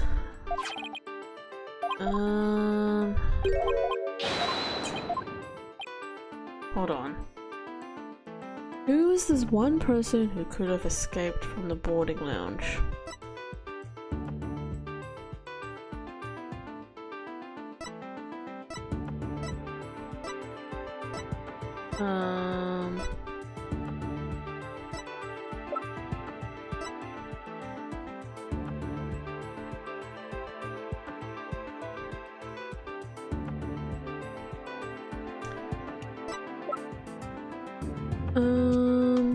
Hold on. There's one and only one person who could have escaped from the scene, and that person would be the first person who arrived on the scene. And upon entering the boarding lounge, the second person to arrive came via the southern door. That's why the first person fled from the room using an escape route that was only accessible. Who was this one person who could have escaped from the boarding lounge? Hi, healer. Doing good, thank you. Just having a bit of a break from marking. Been marking non-stop the last few days. But yeah. Hope you are doing well. Hope you are having a good weekend. Or had a good weekend. If the third person had no way of escaping, then what if one of the people at the scene was this third person? Director Cosmos said that he and Detective R rushed to the scene together. One to reach the scene, one to the person, there would be the person. You say it's Director Cosmos? Take that! Oh. I kind of did think of that initially, but I thought that was a little bit too obvious. Well. Thank you for the head pats. Healer! Rain's excited that Healer's here. What? But that's... Mr. Wright, what are you claiming here? Of all the people who were at the scene, only the witness could have escaped. Music stopped. Sounds like you got it right. Yeah. The only way you know that you got an answer right in a Phoenix Wright game. I won't be paying too much attention to game, but boy, it's all good. Hey, you know, I'm just reading quote-unquote bedtime stories, so you know. Anyways, the director is the only one with the authority to open the control room door after all. Oh, that's right. I forgot. It's because spoilers. Oh, I see. Makes sense.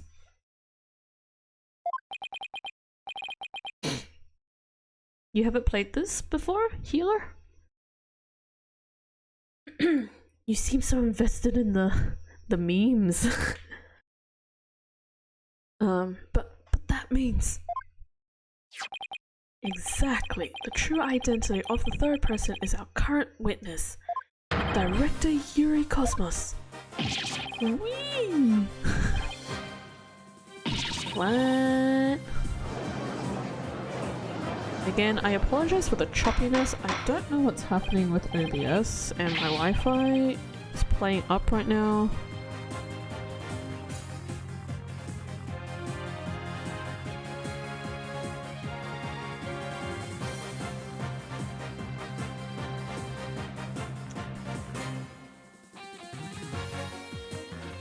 Are we good? OBS? Sorry, it decided to be weird for a minute there. I am to an extent, as I've played some of this, but not past the first game. Oh. Fair enough.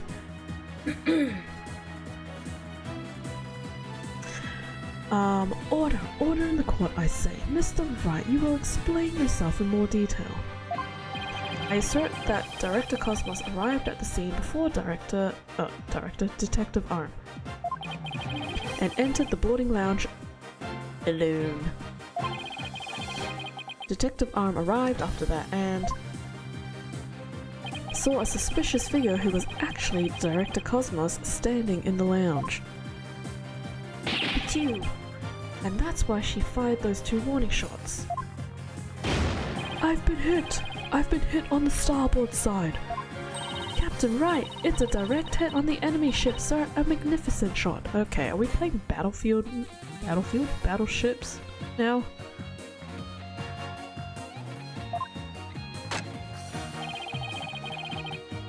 Warning shots fired from the enemy ship. Prepare to intercept. Cosmos, you have told a lie in this court once again. I've been hit on the port side. The enemy has called in reinforcements. Earth to Cosmos Control Center, requesting permission to ask that you return to reality.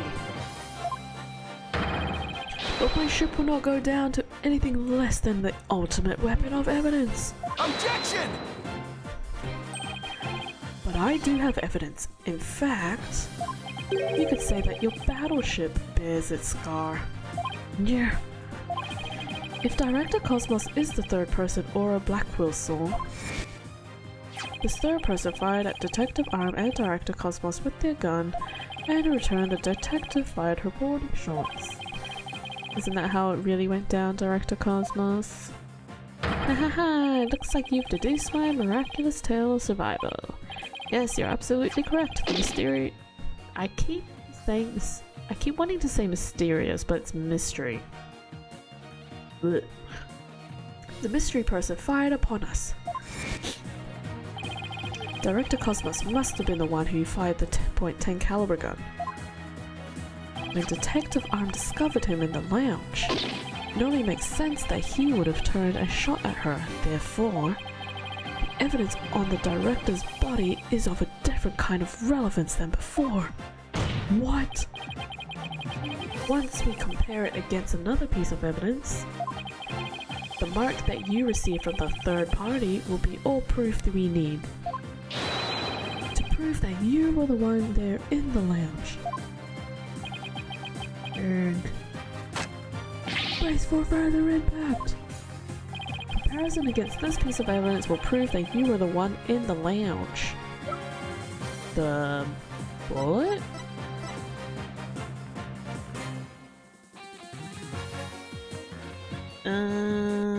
This one? Right? I mean, it'd have to be done, I think.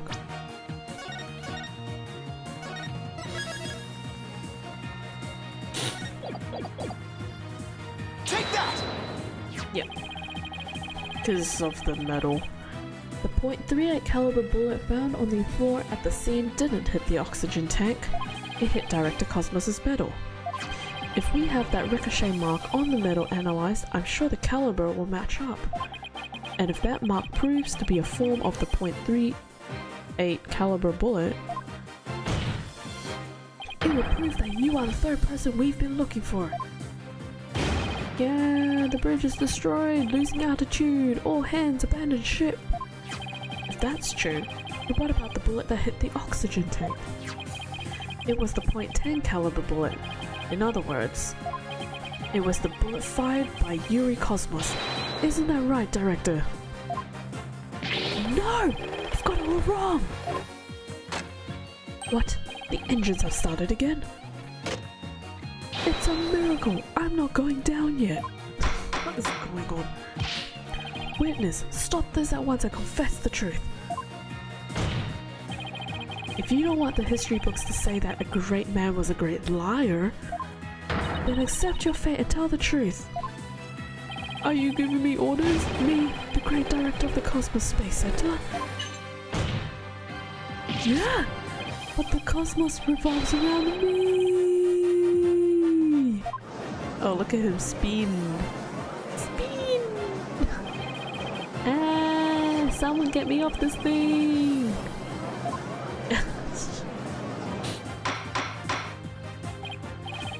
Order in the court, and will someone please stop the witness from spinning? Oh, it's not that smooth for you guys when it was spinning. Sorry.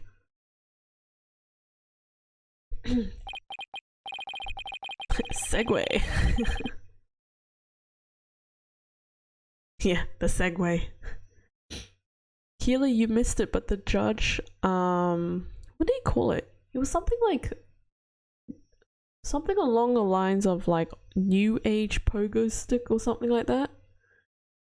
He called it that because obviously he didn't know the name for the Segway, so he just called it some age of a pogo stick. It was like earlier in the trial, I forgot what it was, but phew, thank goodness we were able to stop him from spinning off the face of the earth. Thank you for the hydrate.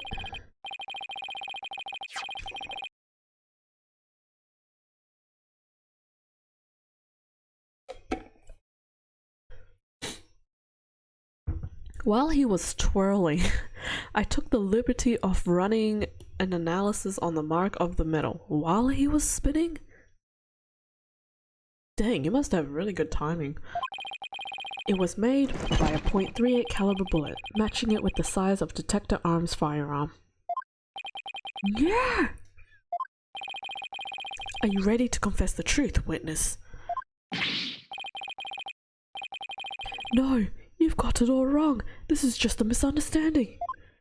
Is he going to start piling on more lies? Looks like it. No matter how many lies he tells, I'll just expose them one by one. I'll make that big liar tell the truth. Apollo's gonna walk in, isn't he? Oh, it's to be continued. Oh, that was a pretty short trial section. And we've only just hit the 2-hour mark. You know what that means? Next chapter! This is probably the last bit of episode 4 then.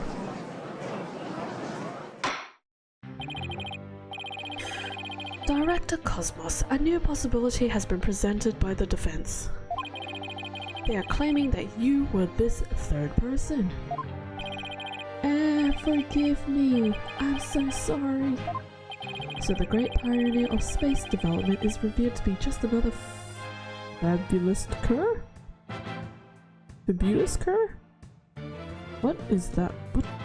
Huh? I only have one question for the likes of you. Shall I send you off quickly or very quickly? Ah! The evidence doesn't lie, Director Cosmos, so don't try to talk your way out of this. Fine, I'll tell the truth. It's just you say, Mr. Wright. It's true that I was there in the boarding room lounge. I got there before Detective Arm, and when she arrived, she fired warning shots at me. But you... I was afraid people would mistake me for the killer, so I escaped to the control room. Oh, I see. I then walked past the elevators and all the way around to the boarding lounge. One again. You just did a loop. I came up behind Detective Arm and pretended to be the second on the scene. Sneaky. What a troublesome old man you are, with such convoluted deeds and thoughts. I see. So then, are you still insisting that you did not kill the victim? Of course I am. When I arrived at the lounge alone, I saw the true killer, and you're not telling us who it is. Okay. The great Yuri Cosmos was a history-making witness. Hold it! Now hold on just one moment. We just proved a few minutes ago that the third person that Mr. Starbuck and Miss Aura Blackwell saw was you. No, it wasn't me. I saw the person as well. If I were the killer, why would I lie to cover for Starbuck? I would just leave him to take the floor. That is an excellent point. But yeah, we already saw this dialogue. Meep, meep, meep.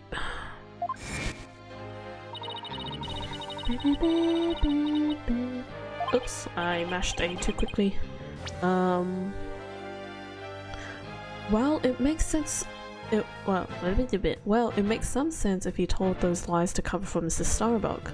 Still, a lie's a lie, Athena. Yeah, Athena. You can't lie in court, remember? So, Director Cosmos claims he's not the culprit, but where's the proof? Ah, I just remembered. I have an alibi.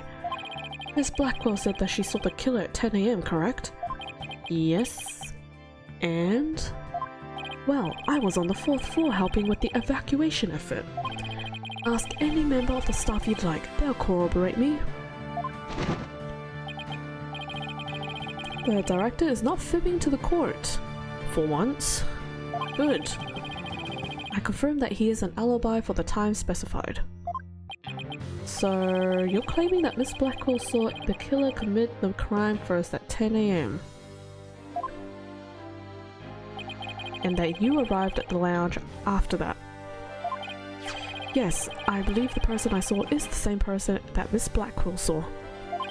Although it was pitch black, so it was more of a shadowy figure and less of a person. And I couldn't actually see their face, but it was definitely the silhouette of an earthling. An earthling? What? As long as he has an alibi. We can't very well claim Director Cosmos was the killer.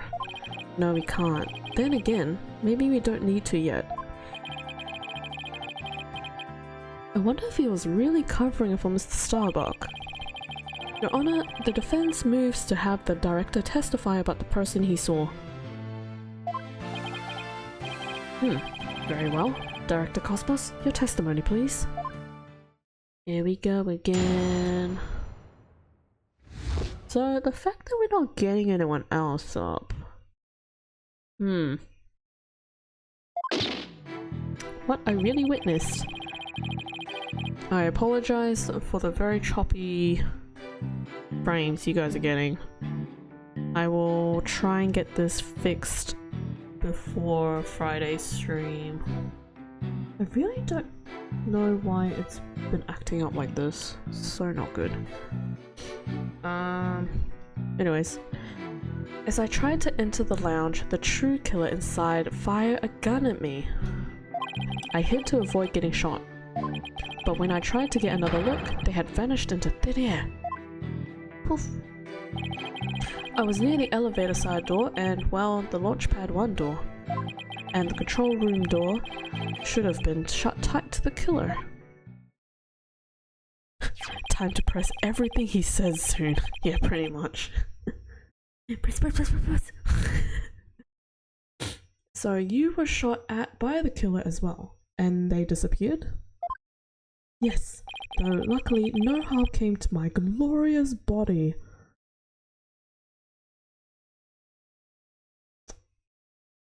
I did not need to know that, and I don't think anyone else did.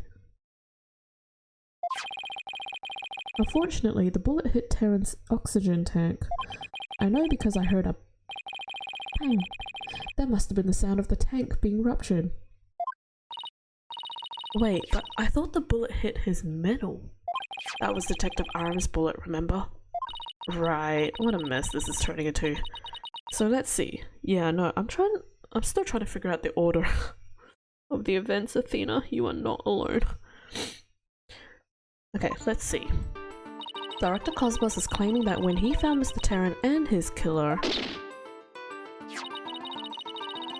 the culprit shot a .10 caliber bullet at him. Right, but it actually hit Mr. Terran's oxygen tank and it ruptured.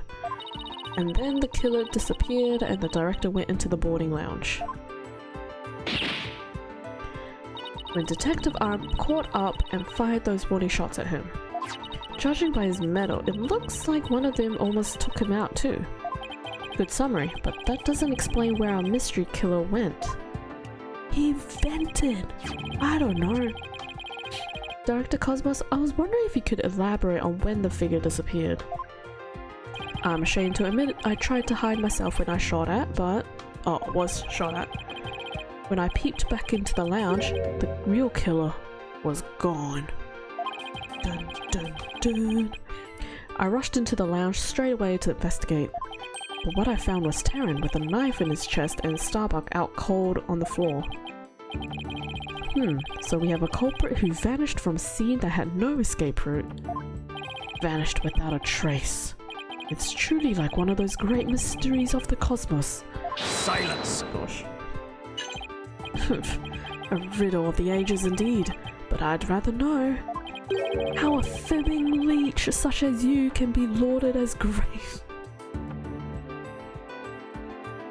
Dang, Black Hole ain't having it anymore. A great man is always misunderstood in his own time, but he must remain true to himself even if those around him don't understand. Wow, that might be the first true statement he said all day. But how do you suppose this person managed to vanish so quickly? Or suddenly? Simple, because it was Space Boy himself. When he was spotted by the director and Aura, he quickly feigned unconsciousness. That would certainly take all the mystery out of the idea of a vanishing culprit. I want to raise an objection, but I don't have any counter evidence. Director Cosmos, when you saw this person, did you also see Mrs. Starbuck on the floor? No, because it was as dark as a black hole in there. Black hole? That's quite a comparison. Although, I can see why he said that, but... a black hole? I didn't see Starbuck until the other person vanished and I entered the room. That wasn't exactly helpful. I'm prepared to accept your surrender, Wright, Dono. I can't find any holes in this testimony, but I can't give up. Mr. Wright, why don't you let me help? Are we doing the mood matrix? Huh? While the director was giving his testimony, I detected a cacophony. Cacophony? Is that how you say it? Of discord. Which means he's hiding his true feelings from us, huh? This just might help us find out what happened to our vanished killer. That'd be great, Athena. Let's see what you can do with him. You got it, boss. I wouldn't want to miss this chance to delve into a great mind. You're Cosmos, prepare to hand over the secrets of your heart to me. Oh, wow. Are we doing Persona 5 now? That was such a Persona 5 thing to say.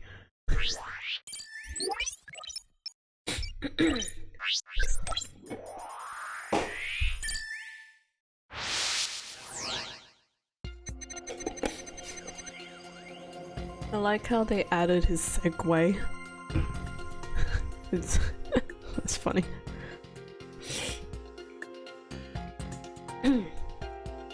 Anyways, as I tried to enter the lounge, the true killer inside fired a gun at me.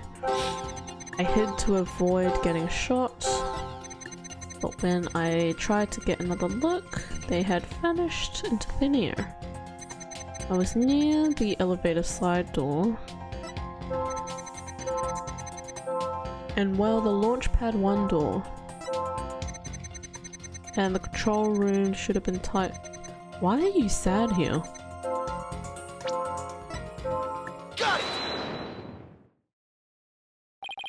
Correct me if I'm wrong, but you seem to be afraid of the launch pad door. The great Yuri Cosmos? Afraid? And what basis do you have for that outlandish accusation? Whether I have any basis or not, you seem quite distressed by it. I'm most certainly not. Director Cosmos, there's something about the launchpad door you're not telling us, isn't there? Yeah! Wow, he's speechless. It looks like you hit him on... Wow, he's speechless. It looks like you hit the nail on the head, boss. Yeah. It's working, boss. One more punch and it'll be a knockout. There seems to be one more emotion that's at odds with his testimony. Go get him! Okay, back in the Matrix it is. Time to pinpoint our way to victory. Excuse me. Let's just make our way through there.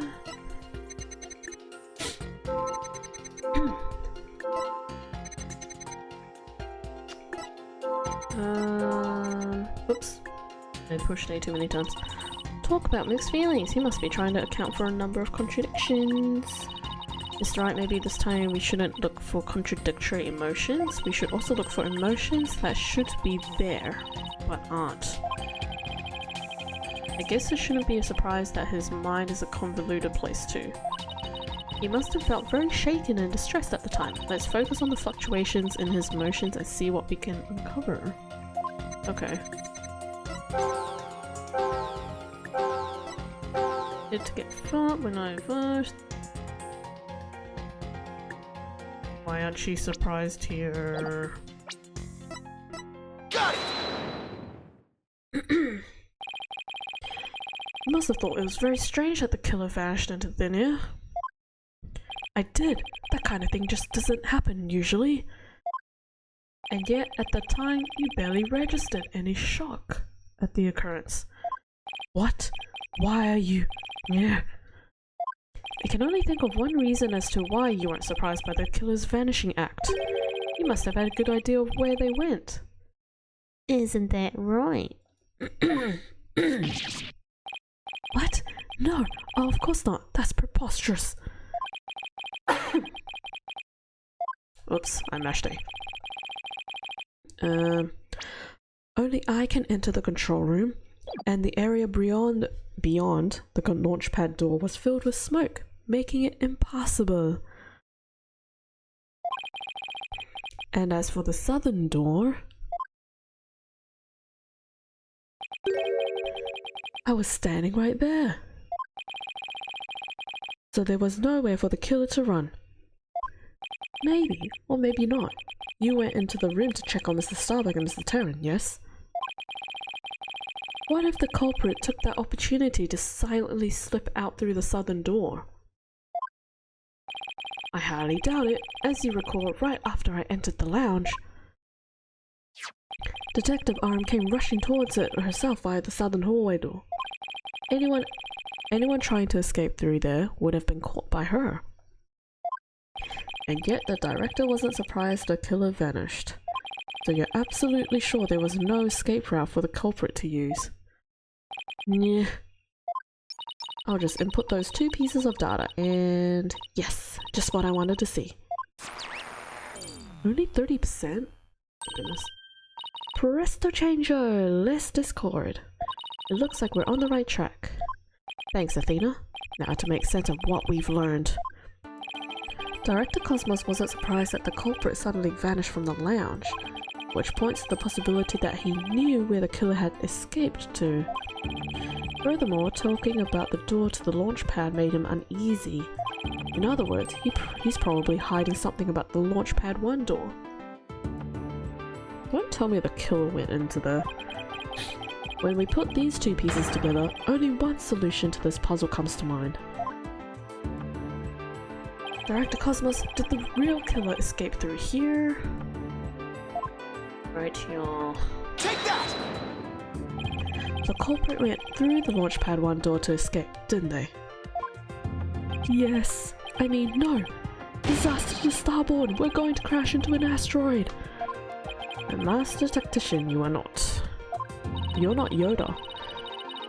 But the area beyond the door was filled with smoke, wasn't it? True, but this is still the only logical answer there is. If we can just figure out what the director is hiding about the Launchpad 1 door, we should be able to iron out the logical inconsistencies. Yeah, but that door requires fingerprint recognition. Only Starbuck, Terran, and I have access.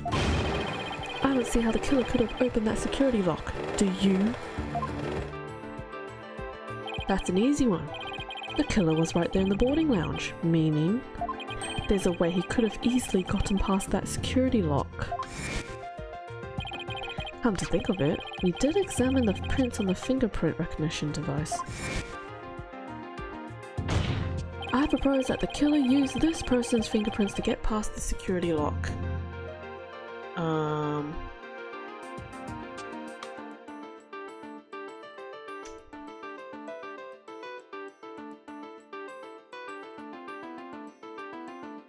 Is it either Clay or Starbuck? I want to say maybe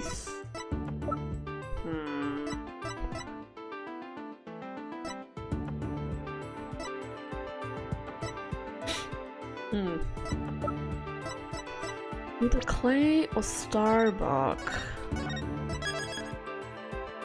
I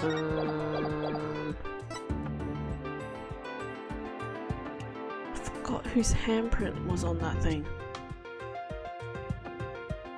The Clay's? Take that! Nope.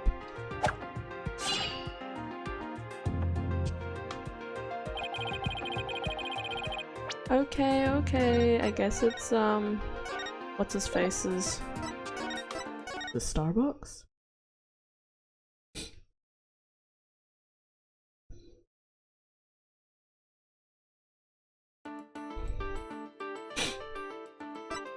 Take that! Oh, it is Starbucks. Oh, okay. I had a 50-50 guess, okay guys? That's... Mr. Starbuck was lying unconscious there in the boarding lounge. Anybody could have easily gotten past the security lock by using Mr. Starbuck's prints. And actually, Mr. Starbuck's prints are exactly what we found on the device's screen. Ugh. It looks like he does have something to hide about the Launchpad 1 door. And I'm betting it's got something to do with the culprit's escape route.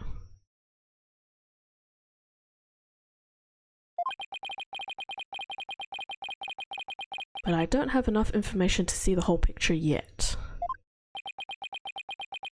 You know, something just occurred to me. Would you like to hear it? Huh? Oh yes, by all means. This is so random. There's a security camera in boarding lounge 1. Right, the one that recorded the victim and the defendant. What about it, Your Honor? If the true culprit escaped into the Launchpad 1 corridor, then that might be recorded on the security footage as well. Then the mystery would be solved. What do you think of my logic? I think they've already tried that.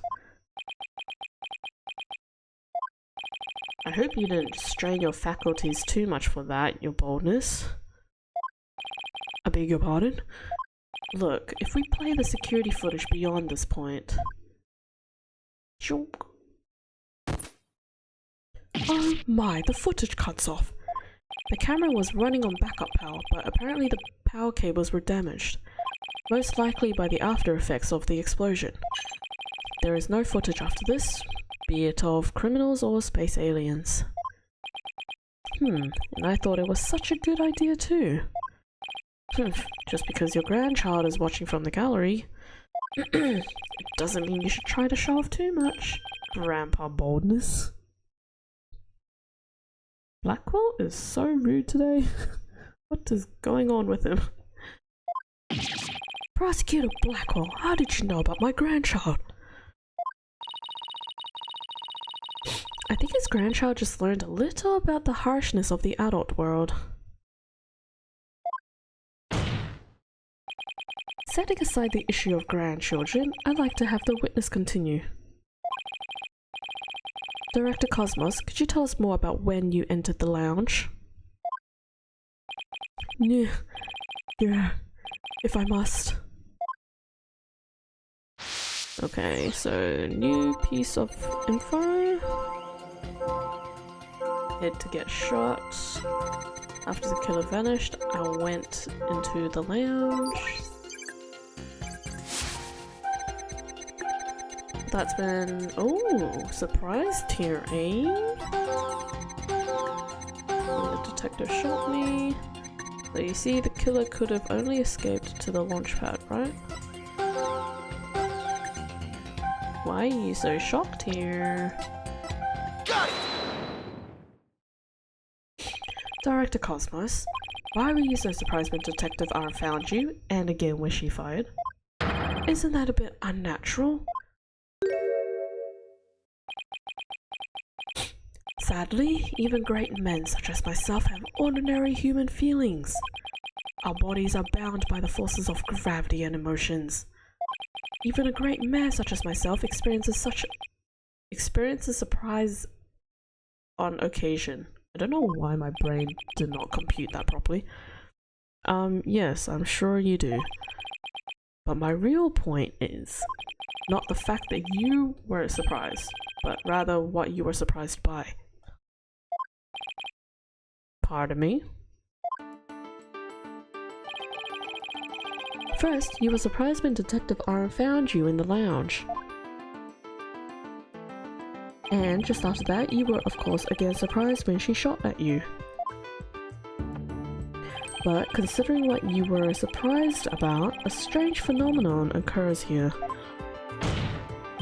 Director Cosmos, what is strange about your surprise reaction is the fact that you were...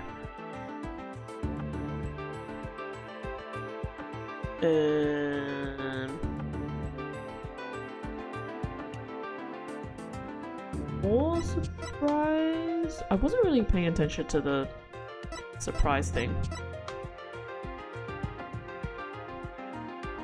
I want to say more surprised when she came? Okay. Sure, you were surprised when Detective Arm shot at you, but the surprise you felt when she found you in the lounge was much greater. Yeah. The fact that you were more surprised by simply being found than by being shot at suggests to me that you were conflicted about whatever it was you were doing there. The enemy has acquired a new weapon. Commence operation hide under your desk. Okay. Spin. Please tell me I finally sunk his battleship. Oh, 30%. Boss, I'm getting less Discord now. That must mean he really is hiding something about that launch pad door. Whatever he's hiding most likely has something to do with the killer's escape. I wonder what it could be. If he was doing something suspicious around that door, maybe we can spot some change between before he came to the room and after. Thank you for the hint. Detective Fulbright gave us a photo taken after the crime. Let's run a comparison. Let's see, this is the footage of the door before Director Cosmos arrived. And this is how the door looked after the director entered the lounge. Hey, look at that! What am I looking at? There is a change. Something's definitely different. Oh. I didn't see it. Director Cosmos, what is it? What have you two been up to over there? Finding the answer to what you were doing when Detective R found you. That's what. And that answer lies clearly in this footage. All we have to do is compare it to the photo that was taken during the investigation. Don't be ridiculous. If you really do have the answer, you'd have pointed it out already. He's asking for this. This is what changed directly after the incident. Wait, I think I know? Is it this?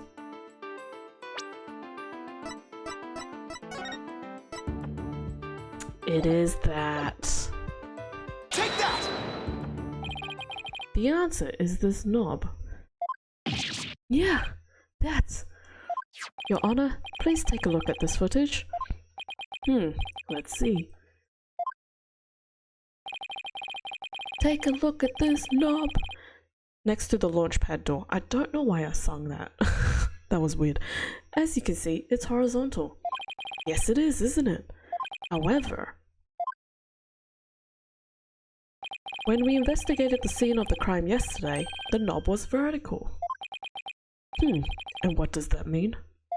It means that sometime between before the director arrived and after, someone turned this knob.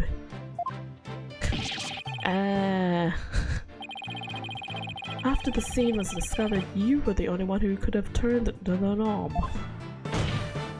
Come on now, Director Cosmos, let's hear what you have to say. What were you trying to do by turning that knob by the door? Yeah, fine, I admit it.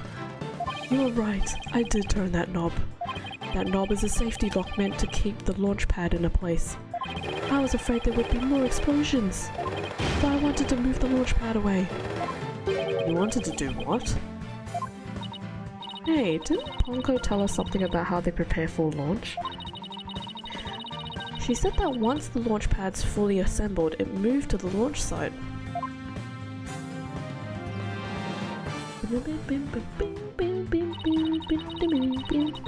But the safety lock in the boarding lounge has to be disengaged first. I guess that clears up what that knob is for.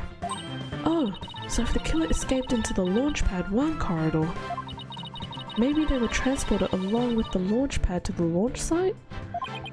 I don't think so. The launch pad 1 corridor was filled with smoke. I don't think they could have escaped through that corridor. This is a very confusing case. So then, where did the killer escape to? I guess there are still some things we have to uncover. Director Cosmos, I request that you tell us about moving the launch pad in more detail. Fine, but listen carefully, for I'm about to give history-making testimony. Okay. Please tell me this is the last bit. I had no choice but to disengage the safety lock. Why are you so happy about that? I feared there might be more explosions, so I had to cut the latch loose.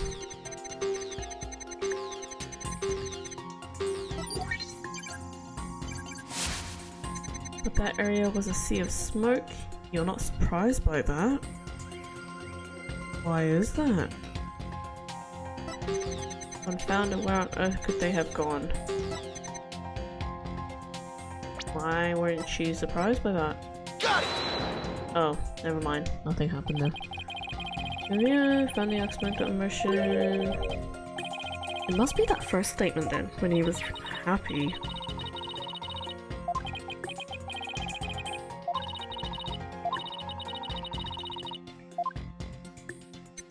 Okay, let's maybe go back a bit.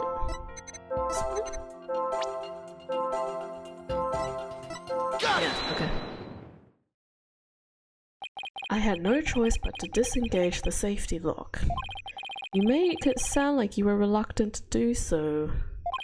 And yet, when you did it, you felt some joy, as if you were pleased with yourself. Ah! How do you do it? How do you know everything as if you were there? Pretty impressive, isn't it? This is the power of analytical psychology. So, care to explain why you felt joy when you disengaged the safety lock?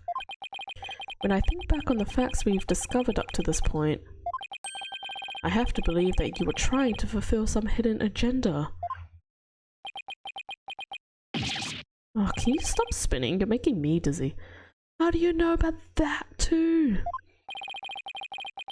Because I'm more or less a pro at guessing.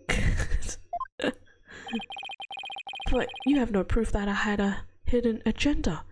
And even if I did, I would never ever tell you, so there. I know they say people regress as they grow older, but you, sir, take the cake. Dang. And how could you doubt a man with such great intensity, intelligence, and integrity? I disagree with the intelligence and integrity part, sir. Intensity, yep. Silence! You, a man of integrity? Don't make me laugh. Prosecutor Blackwell? What came over him all of a sudden? You've spouted nothing but falsities since you've stepped up to the stand. You're not the kind of man that will be glorified in the annals of history. Not for greatness, anyway. Unless you consider greatest barefaced liar in honor. Dang! Liar! Gulp. His words bite harder than his blade. You moved Launchpad 1 after the explosions? My, how naive you are. You fail to realize how even the facts themselves have betrayed you. You know, just the thought that modern English can be your friend. And here's a thought for you. Immediately following the bombing, Launchpad 1 was on the boarding lounge side. Launchpad 1 was on the boarding lounge 1 side. The police confirmed this on the scene. What? So that means the director didn't move the launch pad? Curse my judgment for calling history's greatest liar to the witness stand. Let us leave him to indulge in his lies and war games to his heart's content. Liar! Objection! But it doesn't make sense. You can't deny that someone turned that knob. And once that safety lock was released, I'm sure the pad must have went somewhere. If we chase down the truth of this issue, we just might find where the killer escaped to. Ah! You sure it must have went somewhere? We just might find out. Your arguments are nothing but conjecture, bluffing, and wishful thinking. Stop chasing your fantasies and see reality for what it really is. Or are you not man enough to? Boy? Yeah. Haha, talk about hitting below the belt. Youngins these days. What a statement. I don't understand. I'm sure Director Cosmos must have moved the launch pad. The knob was definitely turned after he came to the lounge. He swapped with the Space Museum. That's the only one. That's the only option. If they're saying that the launch pad wasn't there, it's the Space Museum. But the launch pad is right where it's supposed to be. Arg. Wait a minute. Maybe I have it all backwards. What if the director turned the knob, not to move the launch pad away, but to bring it back to where it was supposed to be? What are you blathering about? What if the launch pad was at a... I can't talk anymore. What if the launch pad was at the launch site before the incident? And then after the incident, Director Cosmos moved it back to its usual spot. All he had to do was turn the knob to call the launch pad back, and it would be right where the police found it. My hair!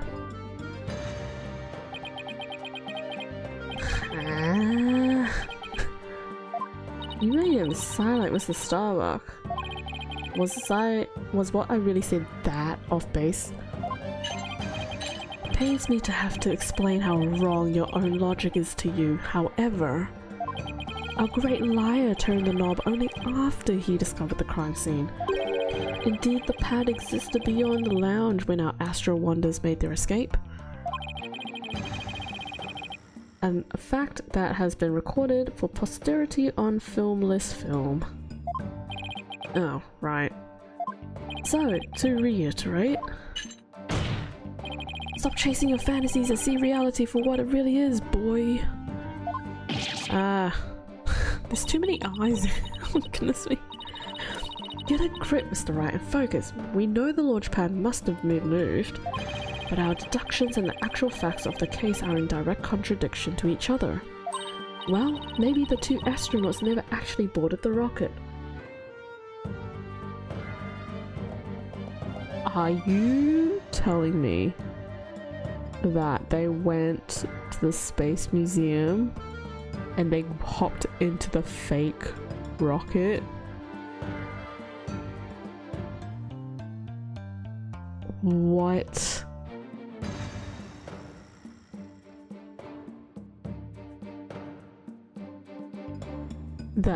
No, that can't be right. That makes no sense. Oh my gosh. This footage could be fake, taken with the body doubles after the incident or something. On second thought, that's too far-fetched even for me. Never actually boarded the rocket. Hey, wait a minute. Maybe, just maybe. Huh? Prosecutor Blackwell, what if I told you that the two astronauts...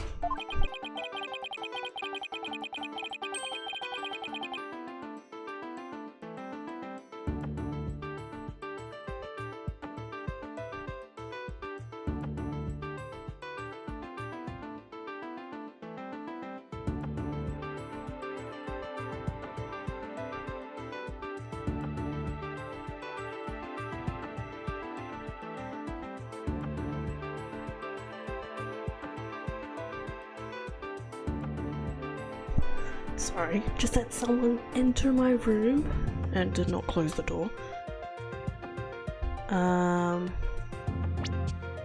What if I told you that the two astronauts never set foot inside the launch pad area but instead went to another place? And what if when the director moved launch pad 1 back, it was not from the launch site, but from another place? What would you say then? Cut the I can't read that. Existential ball. Or I'll cut you. Mr. Wright, you will explain yourself at once. I know I'm right. It was all the other way round from the beginning. Very well, Your Honor. Let me explain. Director Cosmos' reason for moving the launch pad 1 was... to switch it with another place? Because he wanted to switch it with some other place. I'm sorry, but did you say switch it? Or what could he possibly have switched the launch pad with? Oh, you'd be surprised, Your Honor. All it takes is a little thinking outside the box and the answer becomes clear as day.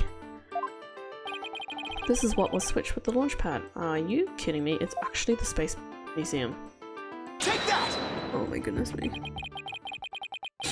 Launchpad 1 was switched with the Space Museum? In the past, the Space Museum used to be Launchpad 2. It has all the same features as Launchpad 1 and can even be moved to the launch site, meaning the Space Museum and Launchpad 1 can also be switched with each other. You can't mean... The rocket the astronauts boarded was not the one in Launchpad 1. It was the one in the Space Museum. How do you get that mixed up though? Unless everything was all for an act, then why? Oh my goodness me.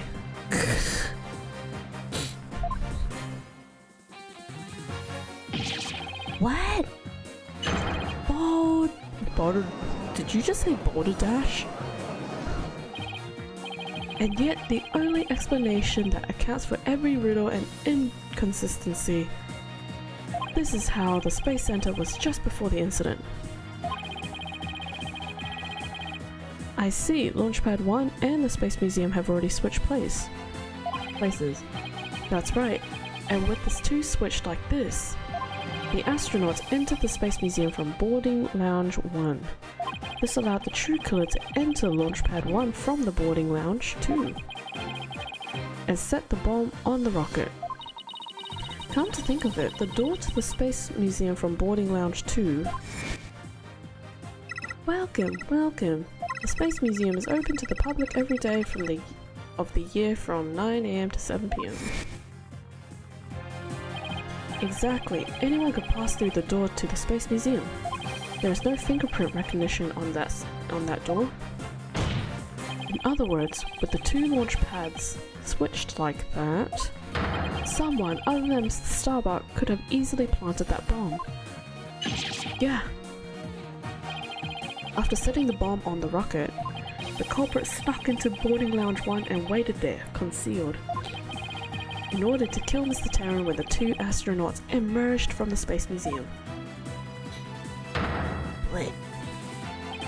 Recall that Miss Blackwell's, Mr. Starbuck, and the director all saw a suspicious figure, who, we can suppose after killing Mr. Terran, made their escape into the Space Museum. After that, Director Cosmos switched the two launch pads back, without realizing that the killer was inside the Space Museum.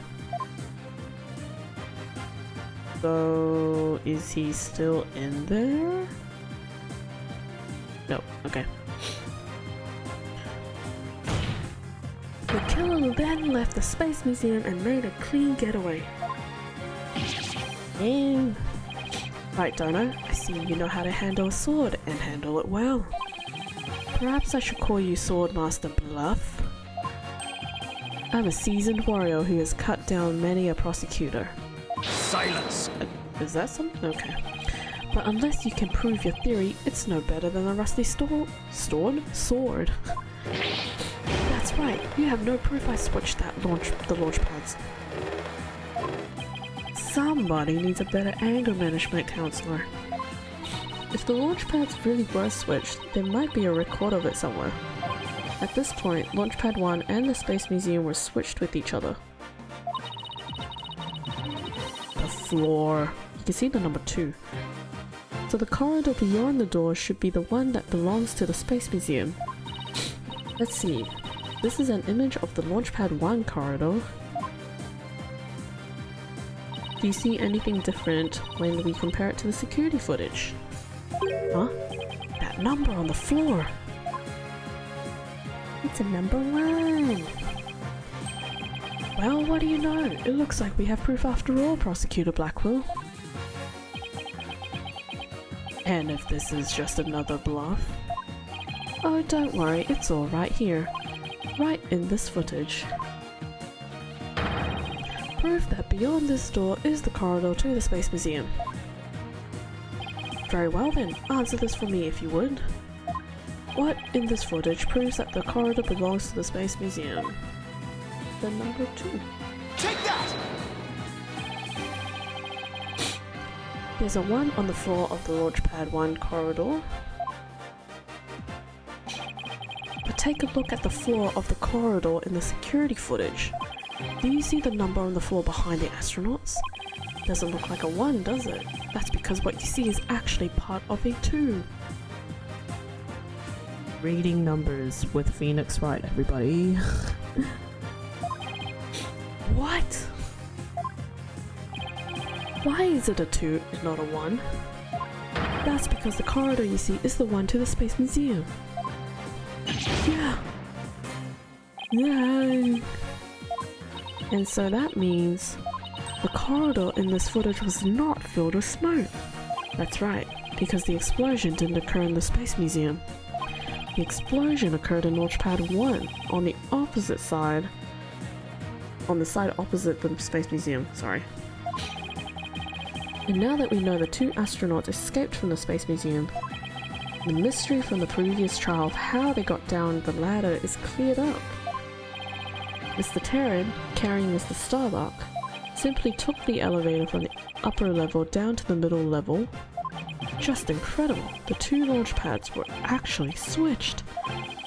You could think someone would have noticed in an event of this magnitude. Everyone was down in the basement shelter when their launch pads were swapped back. There's no way anyone could have known what was happening on the surface. Yeah. Hey, finally, Sish. That took so long.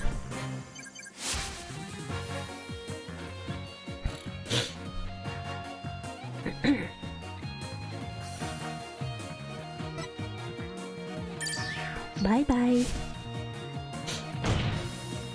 No more lies, Director Cosmos. It's high time you told us the truth. Yeah, my honor, my glory, everything is slipping away. Time to deploy. I missed that part. Galactic engine ignition.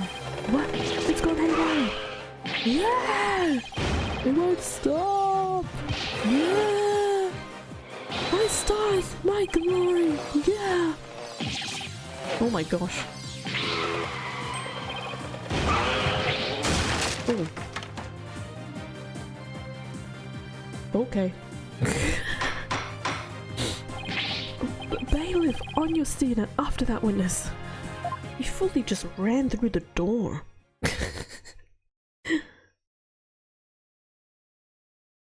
Oh, he's so sad.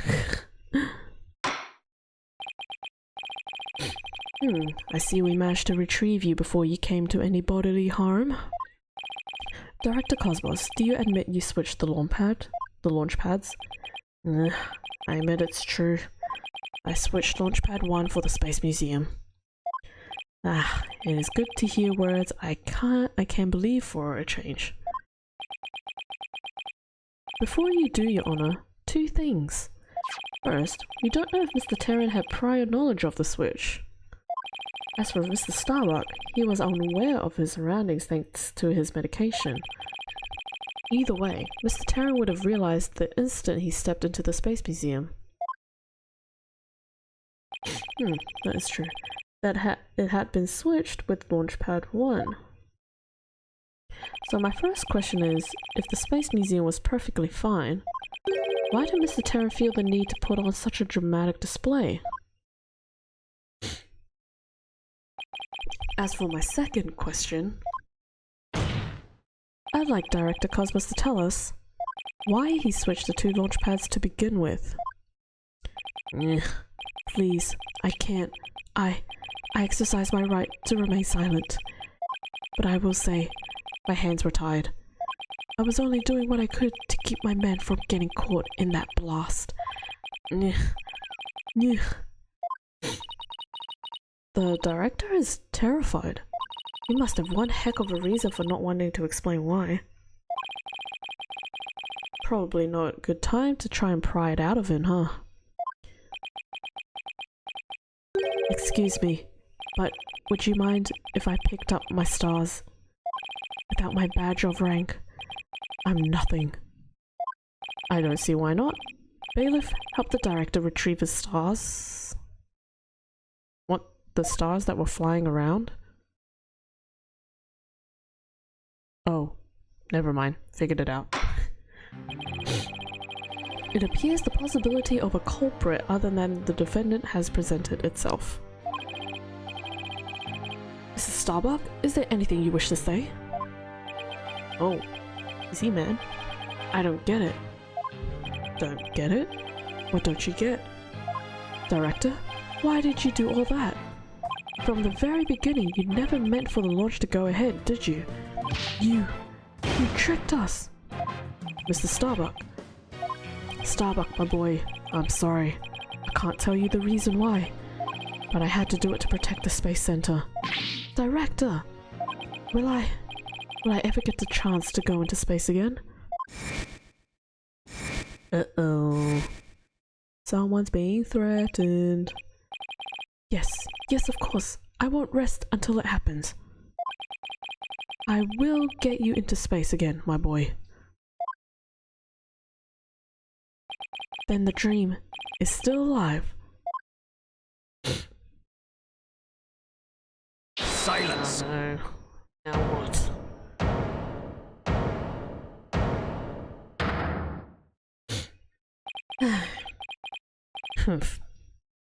You're not going into space, Starbuck.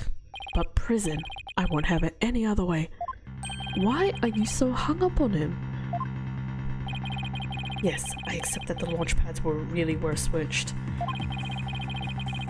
And if there were a third person at the scene, I suppose they could have escaped. But I've yet to see proof of this third person's escape via the Space Museum. Oh, that's a good point. Alright, Judge. Narg, he's right. I don't have any proof. Starbuck, you will spoil everything you know. What? Me? Hey! Where did you get those bombs? Tell me now. If you don't, my blade shall feast on your blood. Yeah. If I'm going to die, I want to die in space. Oh, okay. I have to do something. Solomon Starbuck. Prepare yourself. Oh.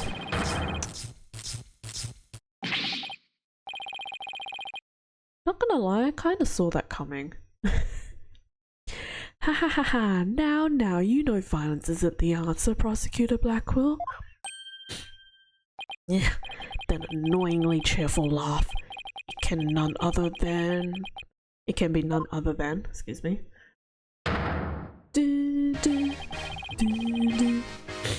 Champion of righteousness, Bobby Fulbright here. In justice we trust. Detective Fulbright. Sorry to keep you waiting, Mr. Lawyer. I hope I'm not too late. I don't believe we had an appointment. I tried to hurry, but I ended up helping a little old lady cross the street. Oh, that's too kind of you. And then I had to break up a cat fight. I tell ya, justice sure is a full-time job. Was it a fight between cats, or... Anyways, why are you here again? Because the defendant isn't the culprit, and I came to make sure that justice is served. I don't have any idea what you're talking about. Fulbright? I always thought you were a bit touched in the head. But have you finally succumbed? Nope, but it looks like you've succumbed to this phantom of yours. Open your eyes and let the evidence of justice uncloud your judgment. What evidence? Come to think of it, did he say something about finding us some evidence? Oh, he did say, sorry. Just mash through this text cause we've already gone through it. I didn't think he was serious though. So what is it, Detective? Is this something that will prove Mr. Starbuck innocence? Or innocent? I can't read. It is indeed. Have a look at this. Oh, it's the lighter. Hello. What's this? A lighter? That's right. A lighter thought to have been used by the culprit, no less. The Space Museum's cleaning robot picked it up. It has the Victor Clayton's blood, along with his killer's fingerprints on it. What? Yeah!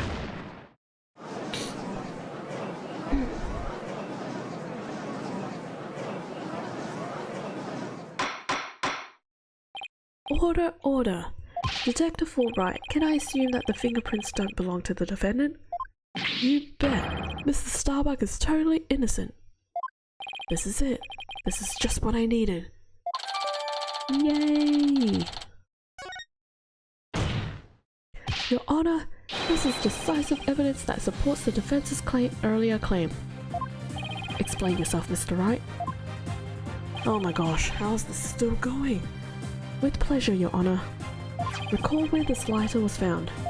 Based on that, we can extrapolate that after the killer murdered Mr. Terran, they escaped with the lighter in hand into the Space Museum, where they dropped it. The switching of the two launch pads occurred. Whee! Then, finally, the killer left through boarding lounge 2 and made their escape.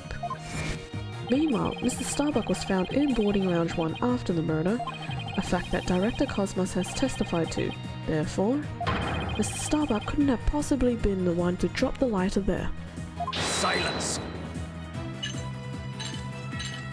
But the defendant had free reign of the area until Mr. Director Cosmos appeared.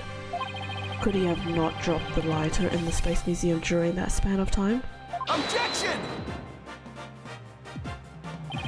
You'd like that to be true, wouldn't you?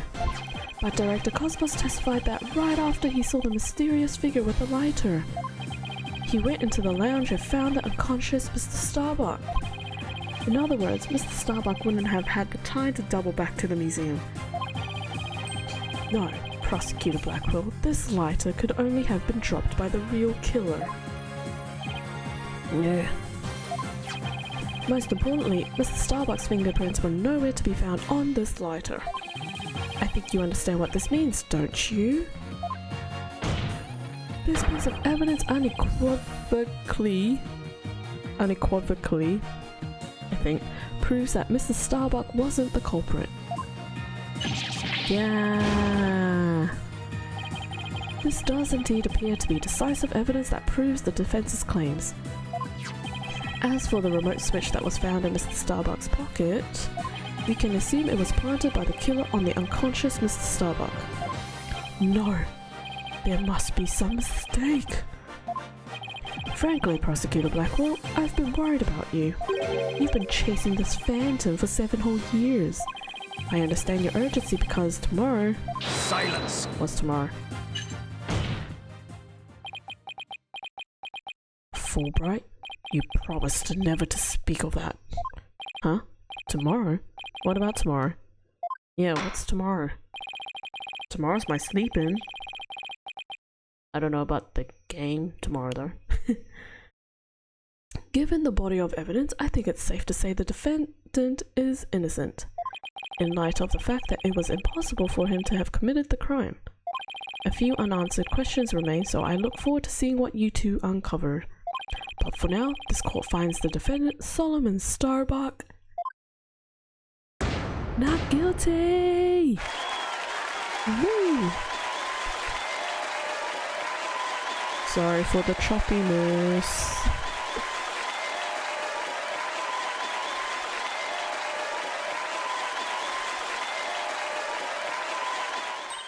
Yes, we did it, Mr. Wright. Looks like we pulled it off somehow, huh? With some help from Detective Fulbright. Mr. Wright, Miss Sykes, thank you. And please thank Apollo for me too. You are all the best. Oh, you all are the best. Ooh, I wish we could tell Apollo about Mr. Starbuck's verdict right now. Yeah, me too. But that's going to have to wait. Now that the verdict has been reached, I'd like to bring today's trial to a close. Court is adjourned. Yes! But not yes, because we haven't finished the... Wait a second, was that Edgeworth? Oh no, it's Blackwell. Damn it, I thought it was Edgeworth. It's too late to object, isn't it? It simply isn't possible. Something's wrong. Prosecutor Blackwell, are you dissatisfied with the verdict? Fulbright, what were the results of the fingerprint analysis for the lighter? Huh? The results?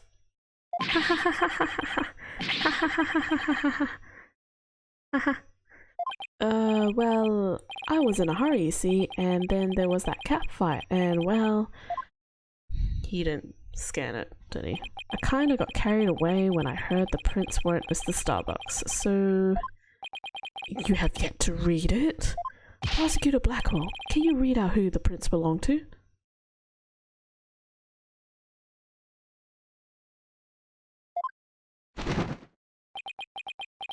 Who says it?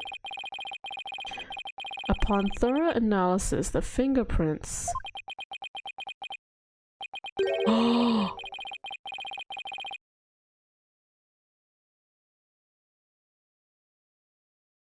Oh dear. Were found to belong to Athena Sykes. Oh my gosh. So says the report. What? What? Huh? Me? What the heck?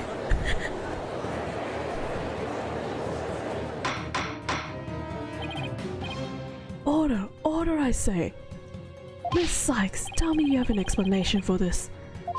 We just finished proving that this lighter could only belong to the killer. So finding your prints only on it can only lead us to one grave conclusion.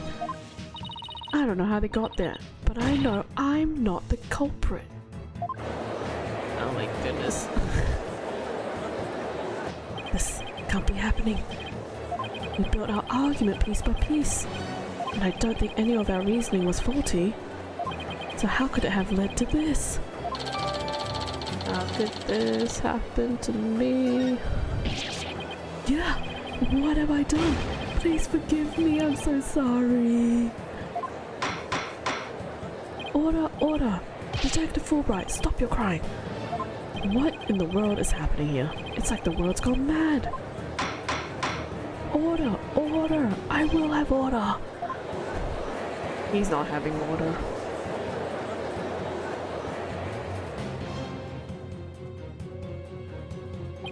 Confusion spiraled into utter chaos. After all we'd fought for, the truth had turned cruelly on us to accuse Athena of the crimes. Somewhere, somehow, everything had gone terribly wrong. We had stumbled over the edge of reason and into the jaws of a twisted darkness.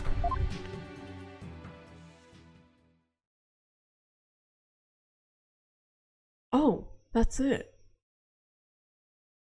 Oh. Well, that was a sudden ending. Hey, episode 4 done! That was quite a sudden ending. Huh. Okay, well, I guess the next episode is to really figure out who the whole mastermind is then. But yeah, we are done with episode 4, which means episode 5 will be starting on Friday.